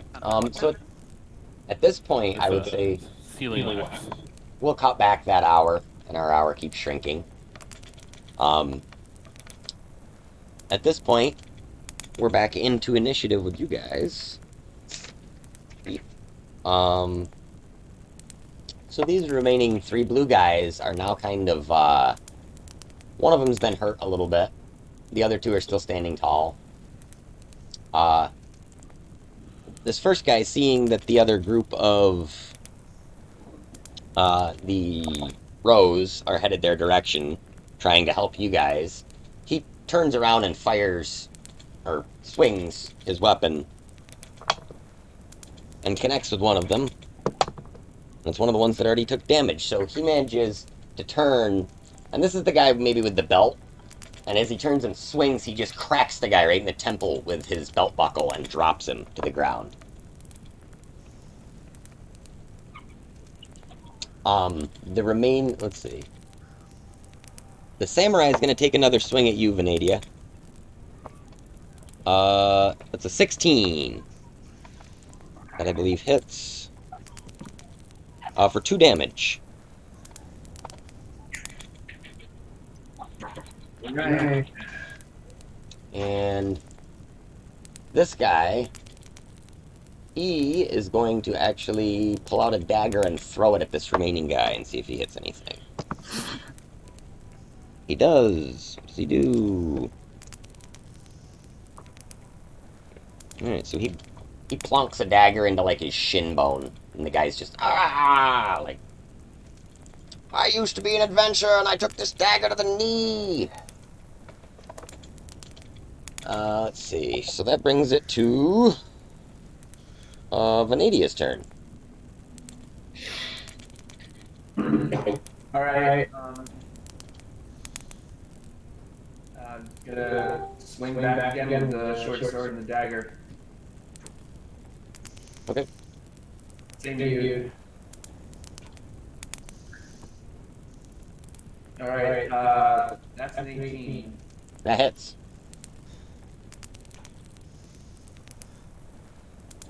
And we got 3 for damage.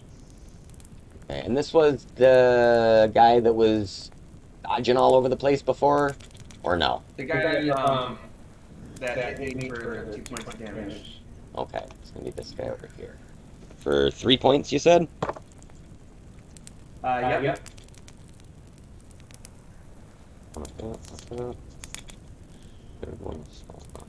And we got a 19 with dagger, and one of my traits is what is it? Improved critical, so 19 critical also. Nice. Okay, so double that damage. Like my game. So let's see what we got. Yeah. Dagger. Yeah, that was funny, Bill. 2, so I guess 4. Okay. So he's bloodied, but he is not down. Alright. Let's do with that marker. Yeah, Bill. I thought it was funny how you said that to him, and then literally, like, he pretty much rolled a 1 on the next turn, didn't he?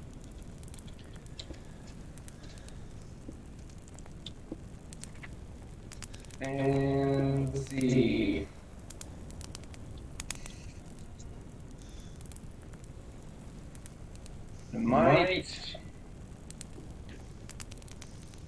Might do an action surge and just take another swing with the short sword and use that up. Okay.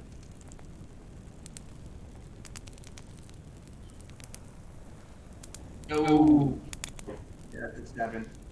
7? Yeah, that's a miss. Alrighty.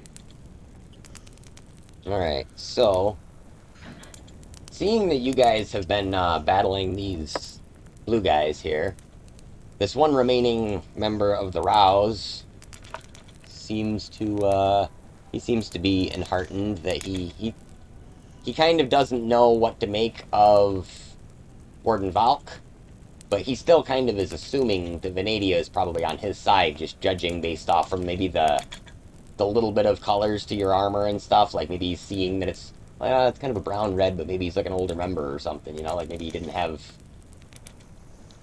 And so he's still going to attack this same guy here. He's going to keep moving towards him.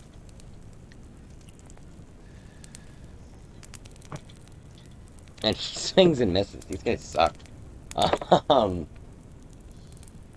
That's pretty much his turn. Warden Valk, it's now your turn. Okay, which of you villains is closest to me, the guy right in front of me there, yeah? Yeah, the blue guy. The murderer is still hanging out behind his friends, right? Yes. And the blue guy has swung at you now at this point, too. He's tried to attack you as well. You've seen all 3 of them be aggressive towards you at this point. Well, he's right in my face, so, also, my companion, my forced companion over here, Venadia, how's she looking? She's looking pretty good. Couple Health-wise, I mean, like, I'm not... Health-wise, good? Okay. Yeah. Not quite. Yeah, scratch. It's a flesh wound. It's just a flesh wound. Cool. All right. My move is to attack the blue guy right in front of me. So here goes nothing. 15. That's Cool.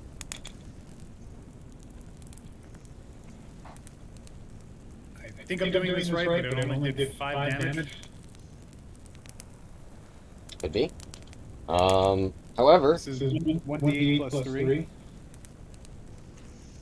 yeah, and you would have rolled a 2, I'm guessing. Yeah.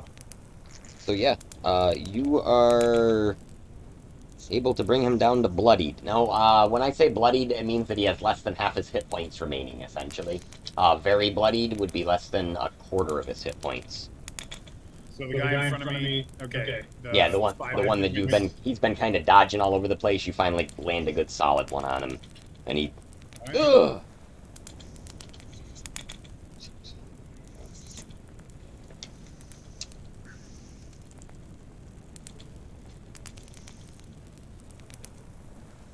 So at this point, the guy that's standing farthest away, that's been dodging all around and stuff too, he would look and be like, Fizzywing, Mingtok! Come on, let's go! Let's get out of here!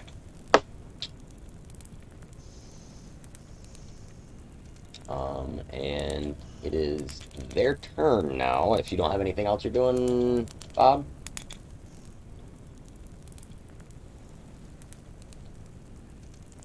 Currently, no. Okay. So, he yells that. These guys begin to run off. 2, 3, 4, 5, 6, so you can go about there. Do we get any opportunities from that or no? Absolutely. Yeah. So, not only do you, Venadia does, as does the other member of the Rouse. So, we'll say go ahead and Venadia, you go. And then Warden Valk can go, and then the last of the Rouse will go. Do it that way. Alright. Sword, I got a 16. That's gonna hit. Alright. And we got 6 damage. Alright. So as he runs by, you just chop right across the back, and falls forward to the ground, face down in the muck. So he doesn't even make it past you, essentially. He kind of topples and lands over here. The other one, the samurai, he's going to disengage, and then he's going to move. And so you do not get an opportunity attack from that one. The first guy could have. I don't know why he didn't. It's like some schmuck forgot to have him do it. And this guy as well. So they're going to run collectively here to about there, leaving their other friend that's over here on the ground. That's Fizzywang, get back here!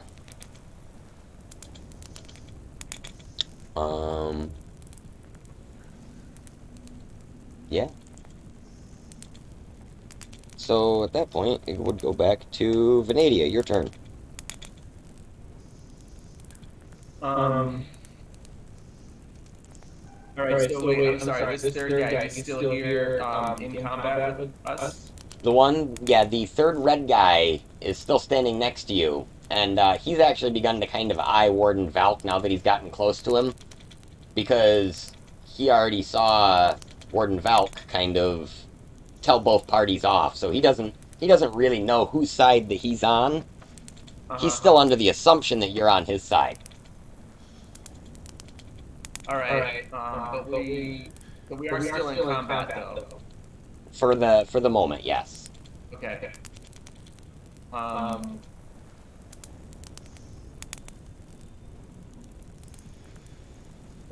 just going to point my short sword at this front red guy here and just say, there will be no more quarrel here today. Hey, what's gotten into you, brother?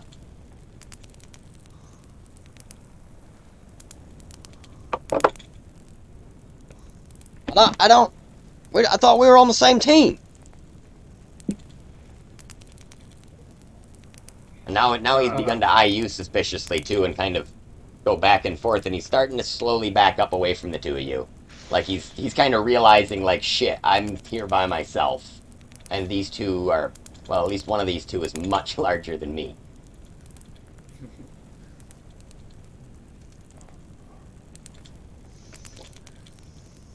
So yeah, Bob, actually, you didn't get a chance to describe your character yet. So what would Venadia have seen when she first came upon you here? What is your character description, as it were? Tall, brooding fellow. Dour look about him. Gray-eyed. Always seems to be like constantly with a furrowed brow. Long, straight hair, almost like straw. And wearing armor with like copper and steel, like owl motif.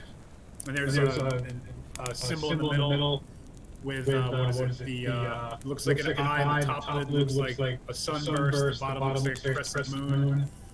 And then there's in the middle is a what is it? How did I write it? A steel disc with a copper disc in the middle. So this looks like an eye. So you'll make that's the holy symbol and what have you. Feel free to read my character sheet. I'm pretty sure it's public. Like I'm So I praise Venadia's adherence to the law, by the way. Say it's good that you seem to be on the side of the law in helping cease this quarreling. How are these two ruffians still on the run? Are they within distance of pursuit by chance? Yeah, absolutely. You could reach either one of them fairly easily. Like they took some of their motion to kind of turn and get to where they are right now. They're probably, the farthest away one's probably 20 feet away from you. Like they only took about a half movement. Which one's the murderer? That's the one that's farthest away at this point. So here's a series of stupid questions, and I appreciate everyone's patience. Oh, I apologize. I'm sorry. She is, the farther away one is 1, 2, 3. About 35 feet from you right now. The closer one is about 20 feet or so. Good. I'd like to cast command and tell that the murderer to halt. Okay.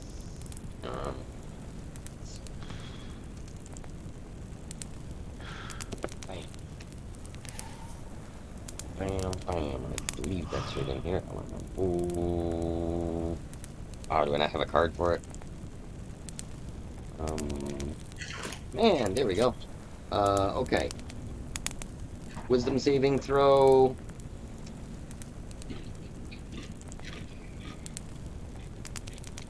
Okay.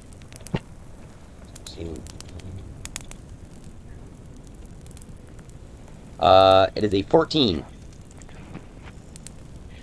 So whatever your spellcasting DC is, right?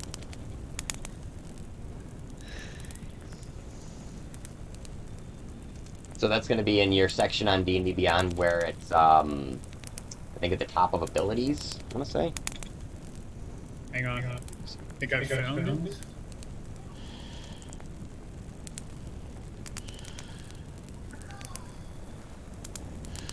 It says 13 save DC. Is that what I'm looking for? I'm sorry. Yes. So, yeah, he makes the save barely. He, like, kind of stutters for a minute, and he's like, pushes through just a little bit. And just kind of keeps tracking to where they're headed.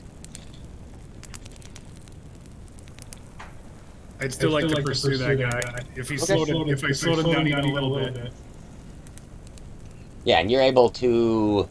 what's your movement? It should be... I can just look at it. I should probably take advantage of all these awesome digital tools that we're using. Instead of asking dumb questions. You...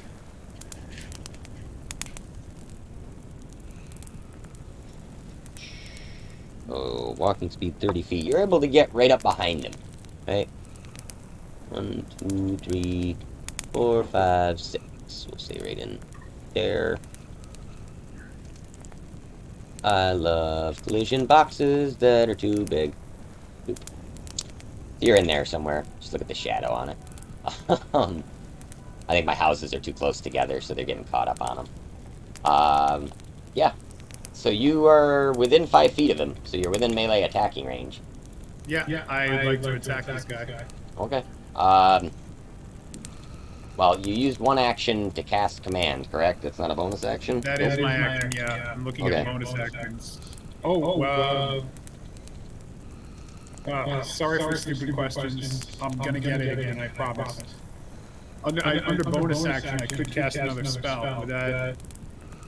If it's a spell that allows it as a bonus action, absolutely. Bonus action, according to this branding smite.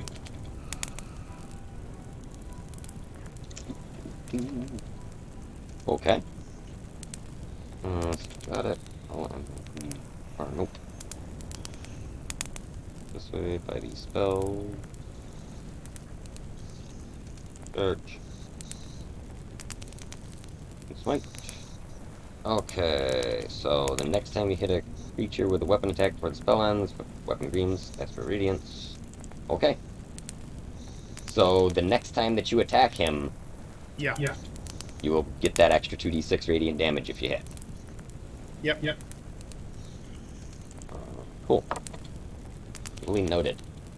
Are we doing new initiatives or sticking with our... Oh no, so for each combat, we roll one initiative, essentially. Like, if you're still in combat, that way it just speeds it along, it keeps it from being too slow.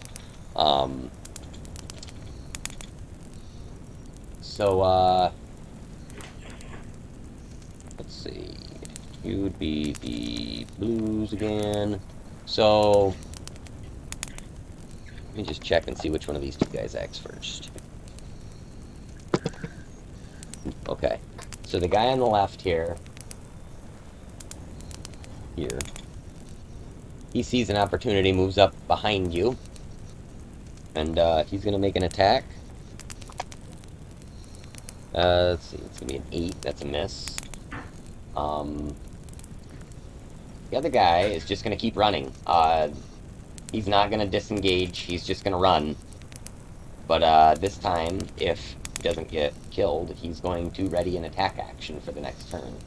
So he's gonna, like, run and then turn around and get ready to fight you. Provided that I'm assuming you're gonna take an opportunity attack on him again? I'd like to, yeah. Yeah, absolutely, okay. That would be the clever plan. So we'll put him over there, but then go ahead and roll your attack. Yep. That's a 23, Zach. That hits. Nice hit. And I Zach, roll... one question. When that guy went over and stabbed Valk in the back, did I have an opportunity attack there? No, because you were 10 feet away at the time. 10 feet. Yep. So go ahead and roll regular damage and then add your 2d6 radiant damage to it. Or roll all three. That's a 5.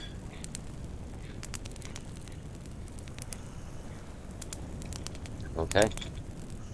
Also, it just got really bright because Branding Smite has like a light effect, I'm pretty sure. Just letting it who's on my side. Nice.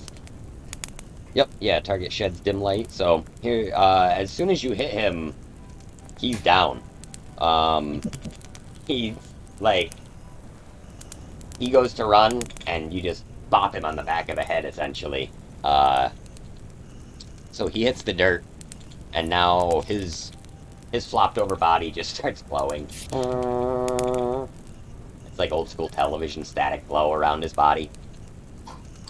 Alright, cool. Well, some people get one kind of justice, some people get another. Don't run from the law! Listen, at this point, blue lives don't matter, Zach.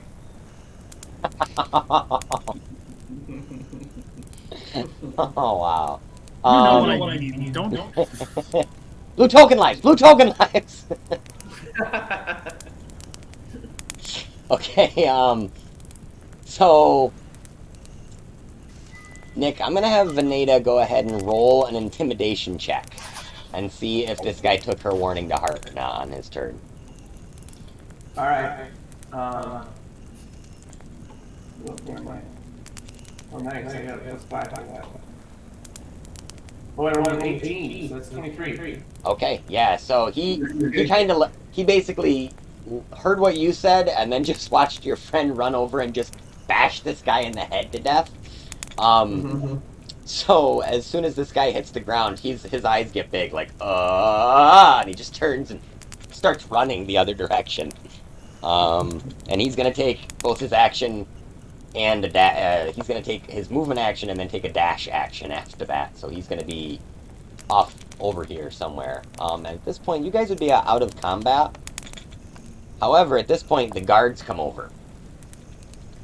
What's all this racket about? Who's causing the disturbance?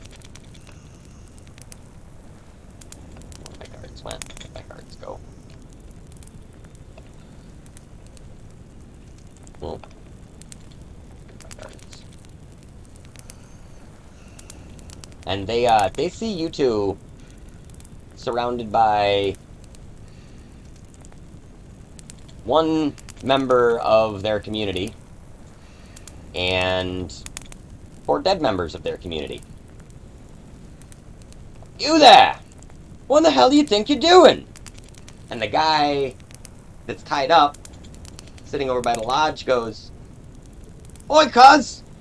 These buggers came out of nowhere and attacked us. Look at them. They've taken the lives of good rowers and good backlotters.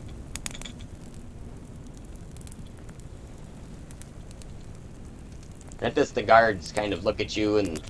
I think you're muted, by the way. Sorry, Jack. I was going to say, the guards themselves, thanks, by the way, I was muted. Are they, can I tell that they are, wardens of the law, or, are they just like dressed up like gussed up ruffians? Is there... These are the tiefling guards that are not dressed in the town armor. So they're not town guards. These are the ones that have been patrolling the streets, kind of. But they seem to be almost like it's like local cops versus state cops. But Like they're differential. still on the side of the law regardless. Is that Yeah, they're at least the law in Demonsville, it seems. Well, yeah, I don't know how my character chose this in, I don't know. But Of all the shitty lodges in all the world, I had to walk into this one. Ah. yeah, I approached them and I basically run it down. Your friend who's tied up, just fired this pistol, and I showed him the pistol at some helpless innocent. Look out, he's got a gun! No, I'm just kidding. Sorry. Yeah, gun, he's got a gun. As I was tending to my business, these ruffians showed up and started fighting each other and us. I was left with little choice but to uphold my sacred duty to the law. Okay. And this one here, and I'll point to the one, murdered that one, and I'll point to the red guy's corpse in cold blood, which is what began this awful mess. Alright, roll me a persuasion check. Can't wait to fail this. Now, Venadia, are you gonna try and help convince these guards that that's the truth? Yeah, definitely. Okay, then... Yeah, those guys earned my respect in battle, so Alright, I'm like, so alright, I'm you not step gonna up and say, yeah, that's what happened? Okay, so Valk can roll Zach. this persuasion check with advantage then. Zach, persuasion check 19. Okay, so the guards look and they go, the old he did it, huh? And he kind of does one of these and points at each body. Seen it before. What's the deal with this one? And he points over and the other one that's sitting by the lodge, and he's like, come on, cuz, you know me, I haven't done anything wrong. And he goes, shut your trap. And he looks back at you and he goes, what's he done? He's fired off a gun? Yes, indeed. This sort of madness, it could have hurt someone, it could have killed someone. It's clearly against the law. So if you are who I think you are, then I leave him to you.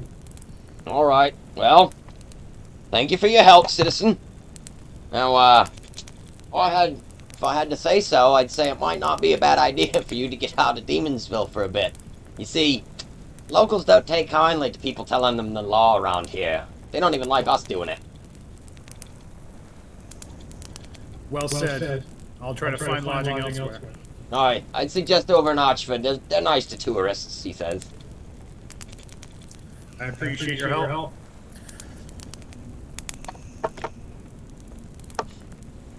Alright, so yeah, so you guys are out of combat, and you are free to go wherever in the city you'd want. Let me see if I can find my ad hoc map here. So, Venadia, you would have had seen enough of the city now to explain to Valk that there are several districts. There's Noblesville, where the main government slash leading bureaucracy sort of resides. They were originally purported to you guys to be adventuring types that had settled down sort of in the city, but as you found during the fight with Telchar, they're really just politicians, essentially. So they all reside there. There's the merchant market that's also next to Noblesville in the northern part of town, where people can go to buy things, and it's just a huge bazaar market. To the north of Archford, he tells you about the docks area, where people are able to dock boats that go out into the sea. The inner sea, sorry, the giant, like, huge, like, lake, the, like, Great Lakes-sized lake that Kalia is built upon. Let's see. You guys passed briefly through an artist district when you first came to town. You can tell them that.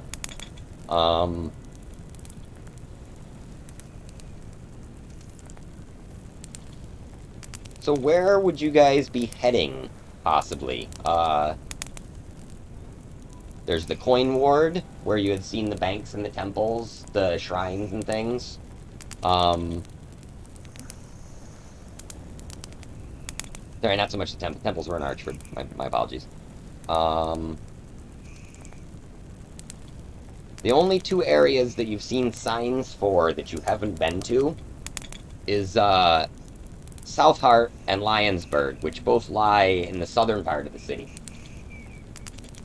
And by now it's probably getting close to when Tohan would have arrived at the inn. So perhaps you guys are invited in for drinks before Tohan gets there. Okay. Yeah, I mean, I was thinking, I don't feel like doing any more sightseeing after that skirmish. I could probably use a beer. So, and even at this point, probably the innkeeper would have come out and been like, "Oh, you folks you should make a ruckus. At least you'll be waking people up to drink." So he'd probably invite you inside for a beer on the house. Thanks for bringing in the business. People love a good fight. I think a pint was too much for our halfling friend here.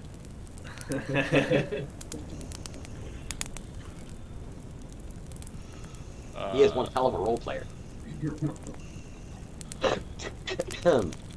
We love you, Bill. So, What was he drinking? Was that nightfall in his glass earlier? I don't know. so, yeah, while you guys are in the tavern, you're approached by a young bubbly girl who asks you for a donation to the local library.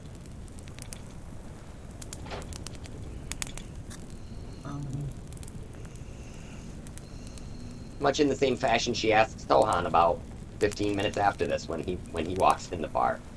You guys are sitting in the back corner, and after about 10 or 15 minutes and Tohan going into the back room and coming back out, you both suddenly look across this lodge and you see each other and you go, "Oh, hey, how you doing, man?" It's like one of those things where you walked right past each other and didn't even see each other. Yeah, so I definitely told Gilfoy what I saw, and I see Venadia. I go over to Venadia and tell him what I found, which was not much. It was like I searched the room Cora was staying in. All I found was this red sealing wax. I was like, we're gonna head back and meet up with Maggie and get Aranith up and head out here soon to try to get Nexus Soul. And I guess I'll see a man in full chainmail, be like, "Tohan, introduce myself. I'm a big lizard guy with a giant axe. Very strong. You know, lizards, don't produce milk, but he has huge pecs.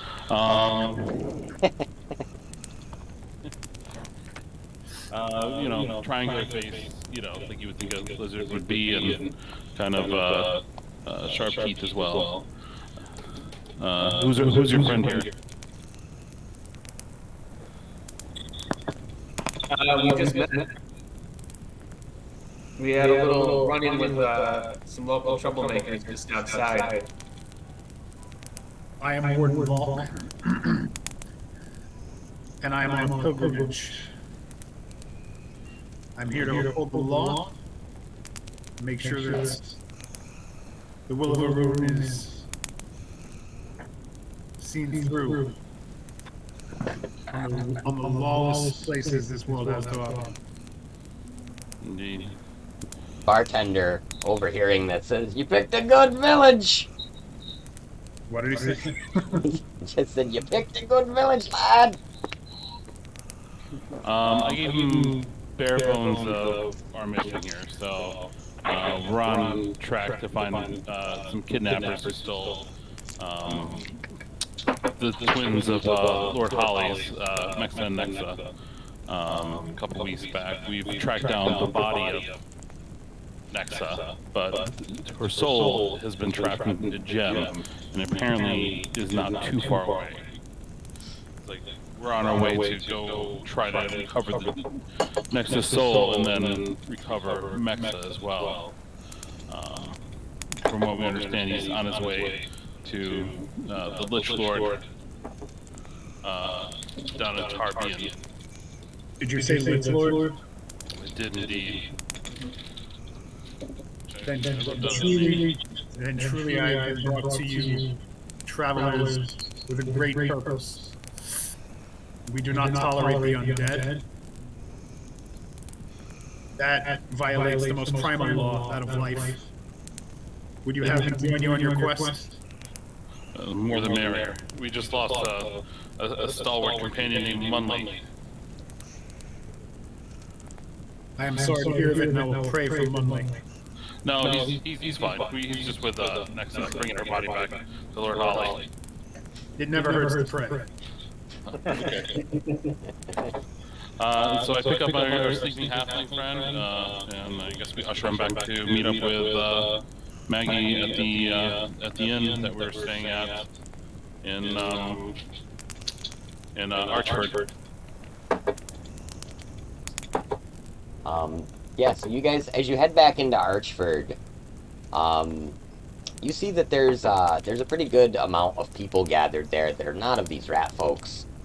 And several of them are dressed in kind of the more like middle-class, generalized clothing that you've seen as you're traveling back and forth through town. Like in the nicer districts, people are kind of a little more dolled up with these high button lapels and things, and high collars, fancier looking clothes.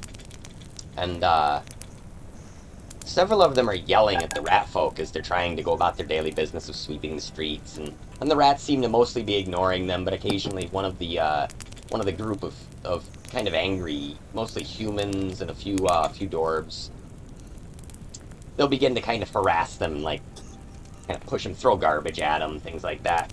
If it wasn't for these whiskered bastards, those rats never would have come from down in the sewers. And they seem to be blaming the recent explosion of the rat population on these folks.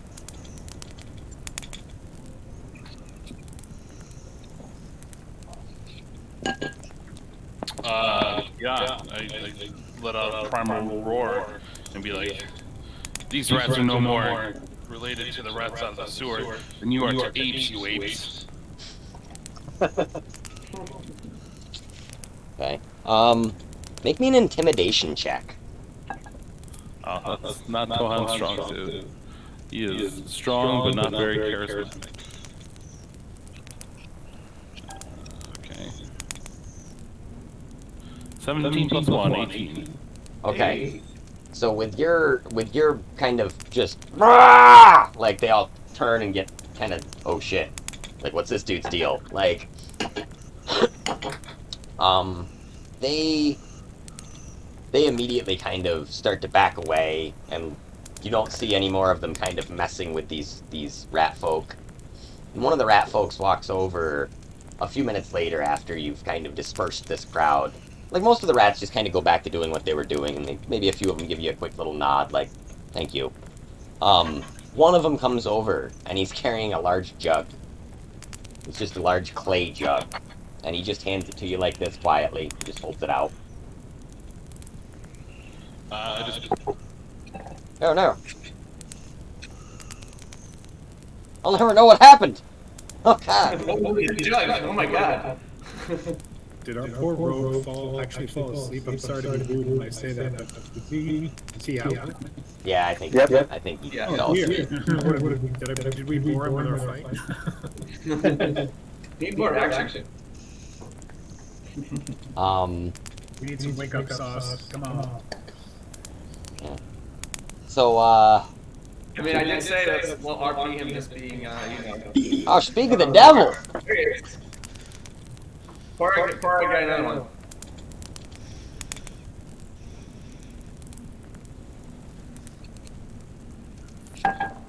There's Nick. Hey, he's back. Are Yeah, they he back? got out. Are they back at the inn now? We are indeed. Yeah, so I believe everybody's made their way back to the inn at this point in Archford. So Nick, you took the jug, right?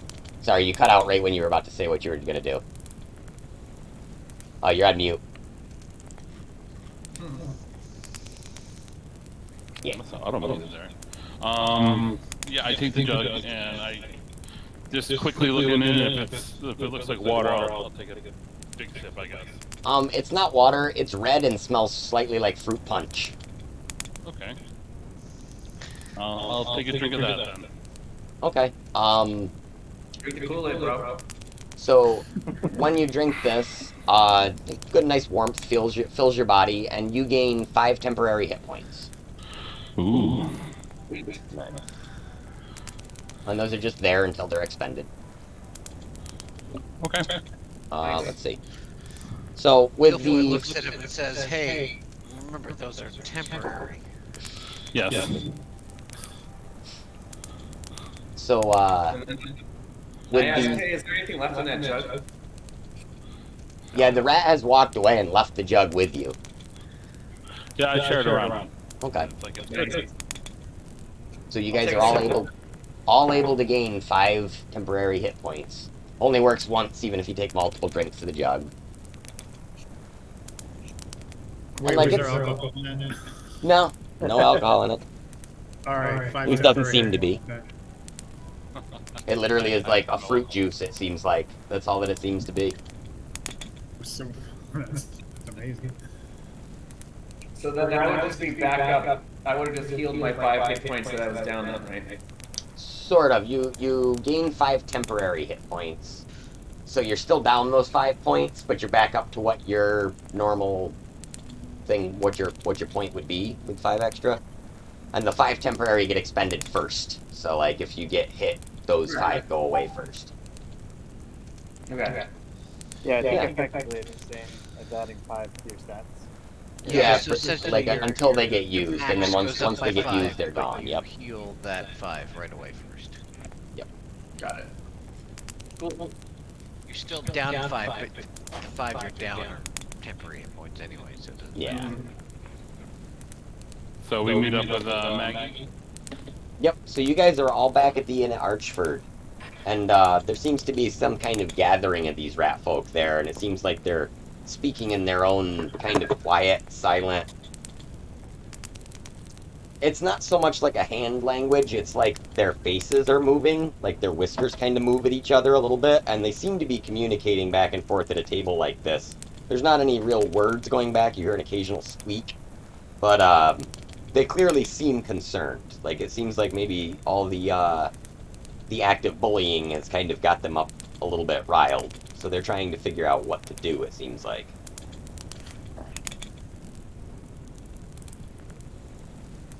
Other than that, Arianth is probably still sleeping in her room. She seems to be a late... Those sorcerers, you know, they like to stay up late and then sleep in. Yeah, get the beauty rest. Yep. I think what else? Other than that, Idril would have sent a messenger to the inn by now, saying that she has the horses for you all procured. She has brought extra in case you choose to use the wagon she's attached. If not, she says just take the horses you need and go. And leave the cart where it is. We'll come get it later. But this is a large cart. It's like a covered wagon type deal. There's comfortably room for 6 of you in it, and there's 6 horses attached to the front of it. So this has got some riding power. You can ride for a while, essentially, like in this thing. Knowing where you're headed, she explains that you'll first have to get through the swamps of Southmord if you wish to get to the Tereberian Desert and the wastes. She says the cart won't do you any good once you get there, but the way that the cart is built, it's built upright on all sides. She says there is a way you could portage the cart into a raft fairly easily and continue on your way through the swamps. Oh man, I played Oregon Trail before. I don't know if that's a good idea, guys. Yeah, I was gonna say, if we know we're going into the desert while we're in this town, we might want to pick up a bunch of fresh water skins. Okay. You'd be able to find those, absolutely. She would even, actually, Idril would probably provide you with water as well. Like, she'd probably have a barrel of water on this cart, knowing that you're headed that direction. And probably a smaller barrel of some sort of ale or wine. Spirits are always useful. Not always. She also would probably have packed at least 2 days' supply of food for each of you, so 2 more packages of rations. Okay. For 6 people, so 12 rations total.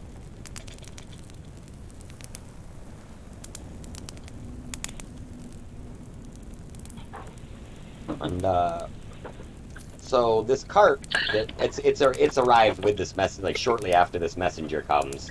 He says the cart's on its way, and it pulls up 15-20 minutes later. So we'll say it's somewhere around like 10:30 in the morning. So it's a little late to be leaving on the trail, but things happen sometimes. How much later does anybody want to keep going? I've got another hour in me at least if you want, or we can call it for the night, kinda. Because it's almost 10 I think now. we're probably at a point where we need to call it because I think going on without arguments doesn't make sense, right? Yeah, that's true. Mm-hmm. I agree. Yeah. And she did, when we played the other day, she got a little bit of a chance to kind of check on some stuff and do some downtime stuff, but I'll give her a chance to do the same thing next time, just like a quick little, like, is there anything else you want to grab before you leave town? Same thing for you guys, there's one last chance, let's just say. So if you guys want to pick up anything, I know, Dave, you gave me a list. If there's anything you guys can think of that you want to look for, like I said, anything, any common items out of the player's handbook would be readily available at this point. And any kind of rare magic stuff you would probably have to search out and see what they have.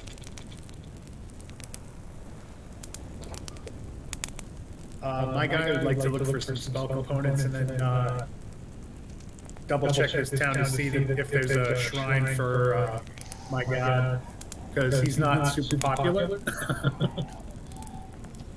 Yeah.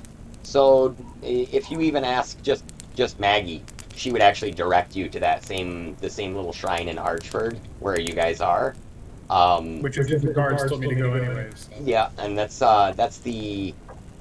is kind of the tourist district, being that it's one of the 2 spots that has waterfront access, and it's got like an inn. It's got a lot of these services that travelers will use.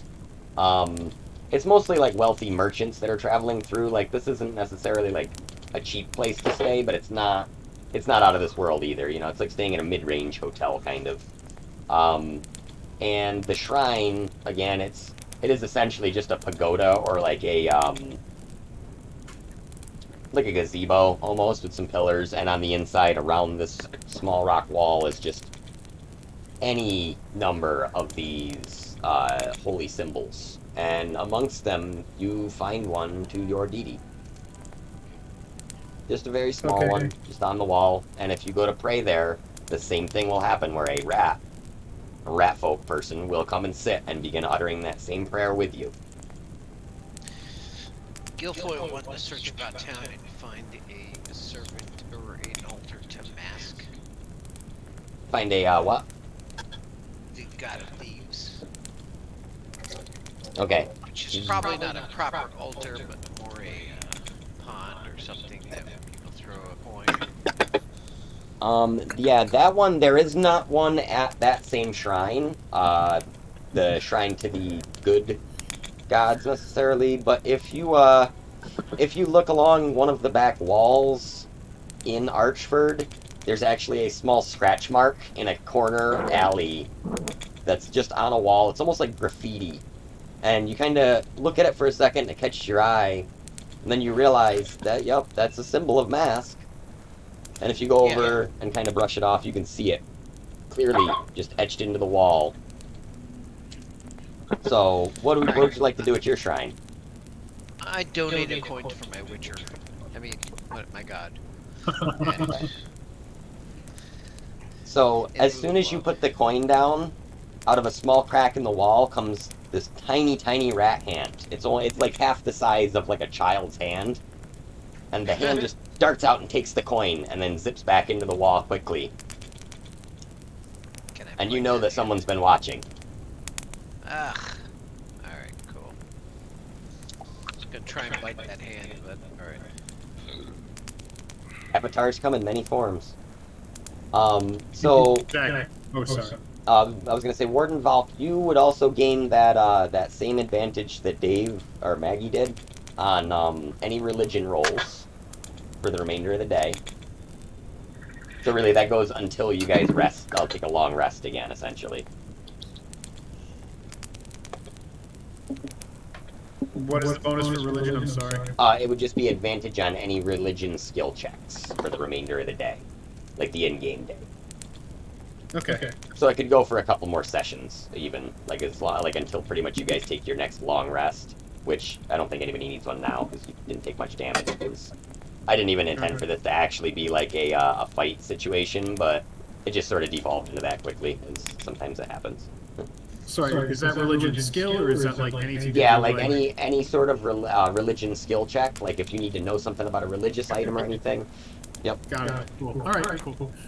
So, really quick. As I was praying, you had a little rat person prayed with me and said this is the exact same prayer. Yep. Can I turn to this and ask, first of all, I'd be shocked because, again, it's not a very long movement, but it's growing. So I'd ask this creature, do you truly follow Orun or no? We follow Io. All Father worships all. All Father is all. It's kind of startling because you haven't. The only time these rat folk have responded to you is if one of you has actually said something to them about the prayer. And that's really all they keep, like, that's all that they would say. And you might have heard them say this to other pilgrims or tourists, too. Like, if you were there long enough, you would have heard them say that to at least one other person. Something similar, like, Io. Just mentioning the god Io. Like, they seem like they are above the idea of pantheons and stuff. They're like a one-world religion type of group. They're like the Hare Krishnas or something, Zach, this is after the time of troubles, right? Yeah, this is well after that. So this is an old god that they talk about. This is something that probably hasn't been heard of in the realms for 1,000 years as like an actual being or like an actual like popular god to worship. Well, I was a dick around the time of troubles, but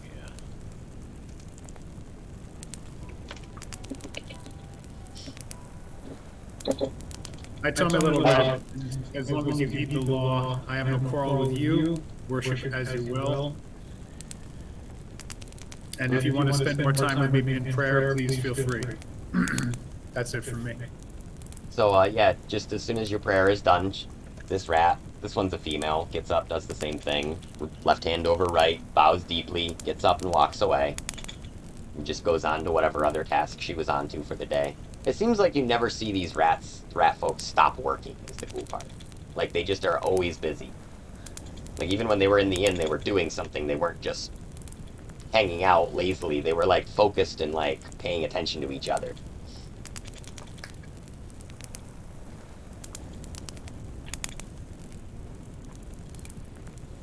So, yeah.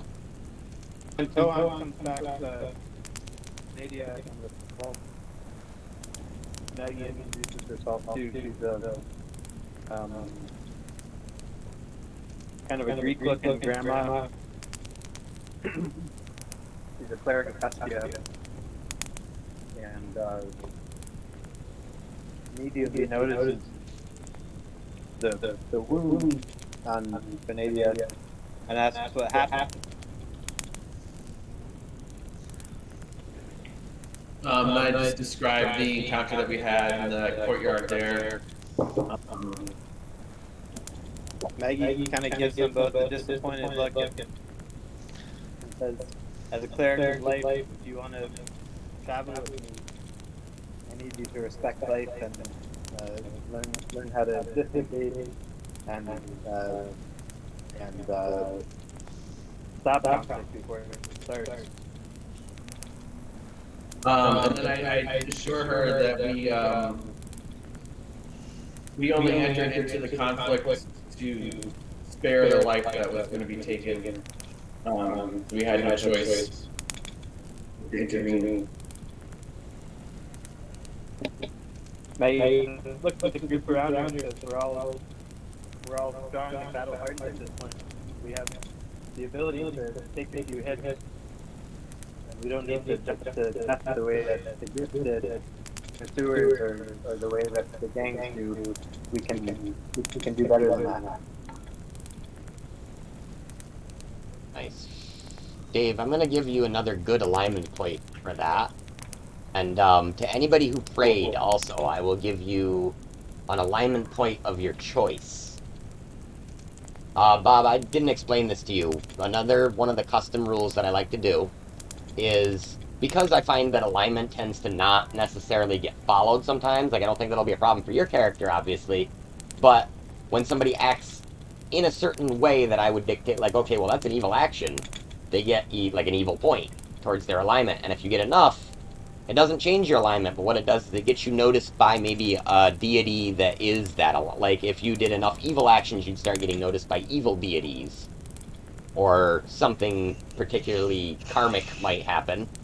And if you do enough good things, then perhaps the good deities will take notice. So I just vaguely try to track this.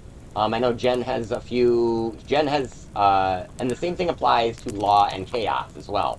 Because being that there are lawful deities and chaotic deities, and good deities and evil deities, and every mix in between, it can happen on either spectrum. So it can happen good, evil, or lawful, chaotic. And when you get these points built up enough, essentially, like, I've got, like, a tally system going, and when enough stuff happens, it might trigger an event in the game. So if you continue to act in a good manner, you'll continue getting good points, especially if it's, like, something like that, where it's, like Maggie took the time to make her intentions known. And I would give you an additional one this round as well, because you immediately went out and tried to stop the violence that had started. So, yeah, that puts you at 2 for this match. That'll get you a little bit caught up as well. Or actually, I'm sorry. You know what? Instead of doing a good point, why don't we do a law point for you, so you get an actual law alignment point. You can just keep track of it wherever. You know what I mean? Put it in the notes or something. Yeah. Am I getting 1 or 2 total? 1 total? We'll give you 1 law point and 1 good point. Because you prayed, so that's really good. That's like being a good boy. You know what I mean? You did your prayers for the night. The law would be more you stopped the villain from firing off his gun drunkenly. These are arbitrary. Maggie addressed me too, is that true? Like the group includes me, or was I still at the shrine praying? I think you would have all been together when she said that. Okay, so I also want to respond really quick to that and explain that I agree that life is indeed sacred. But when the law is broken, we have to stand in defense of it. Maggie gives him kind of a hard look and says, "The law is often on the side of wrong, and we are we in this group are pursuing a lich who's kidnapped children. I think we can agree that is wrong." I fully agree. The lich will be brought down by my sword, and hopefully yours as well. Your club, your prayers, all of you. I match that with a 5 gold purse to Valk, too. It always benefits us to profit and eliminate evil. Maggie just kind of laughs and says, "All right, everybody, eat your breakfast. We need to get on the road." Nice.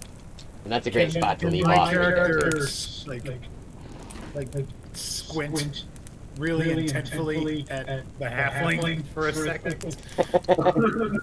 Ken, the halfling is very honest. Yeah, Colin just burps and scratches himself absentmindedly. And that's it. It just fades out at that point. So since I didn't run my intro before, I've got to run it now. I gotta do my cool fade out for us, and we're gonna fade into our intro outro. You guys actually get to see the end stinger too, which is fun because I actually had my daughter help make the sound effects for the end stinger. We'll see if you can tell what she is after this part. It's gonna take a minute because I do have a big black space at the beginning.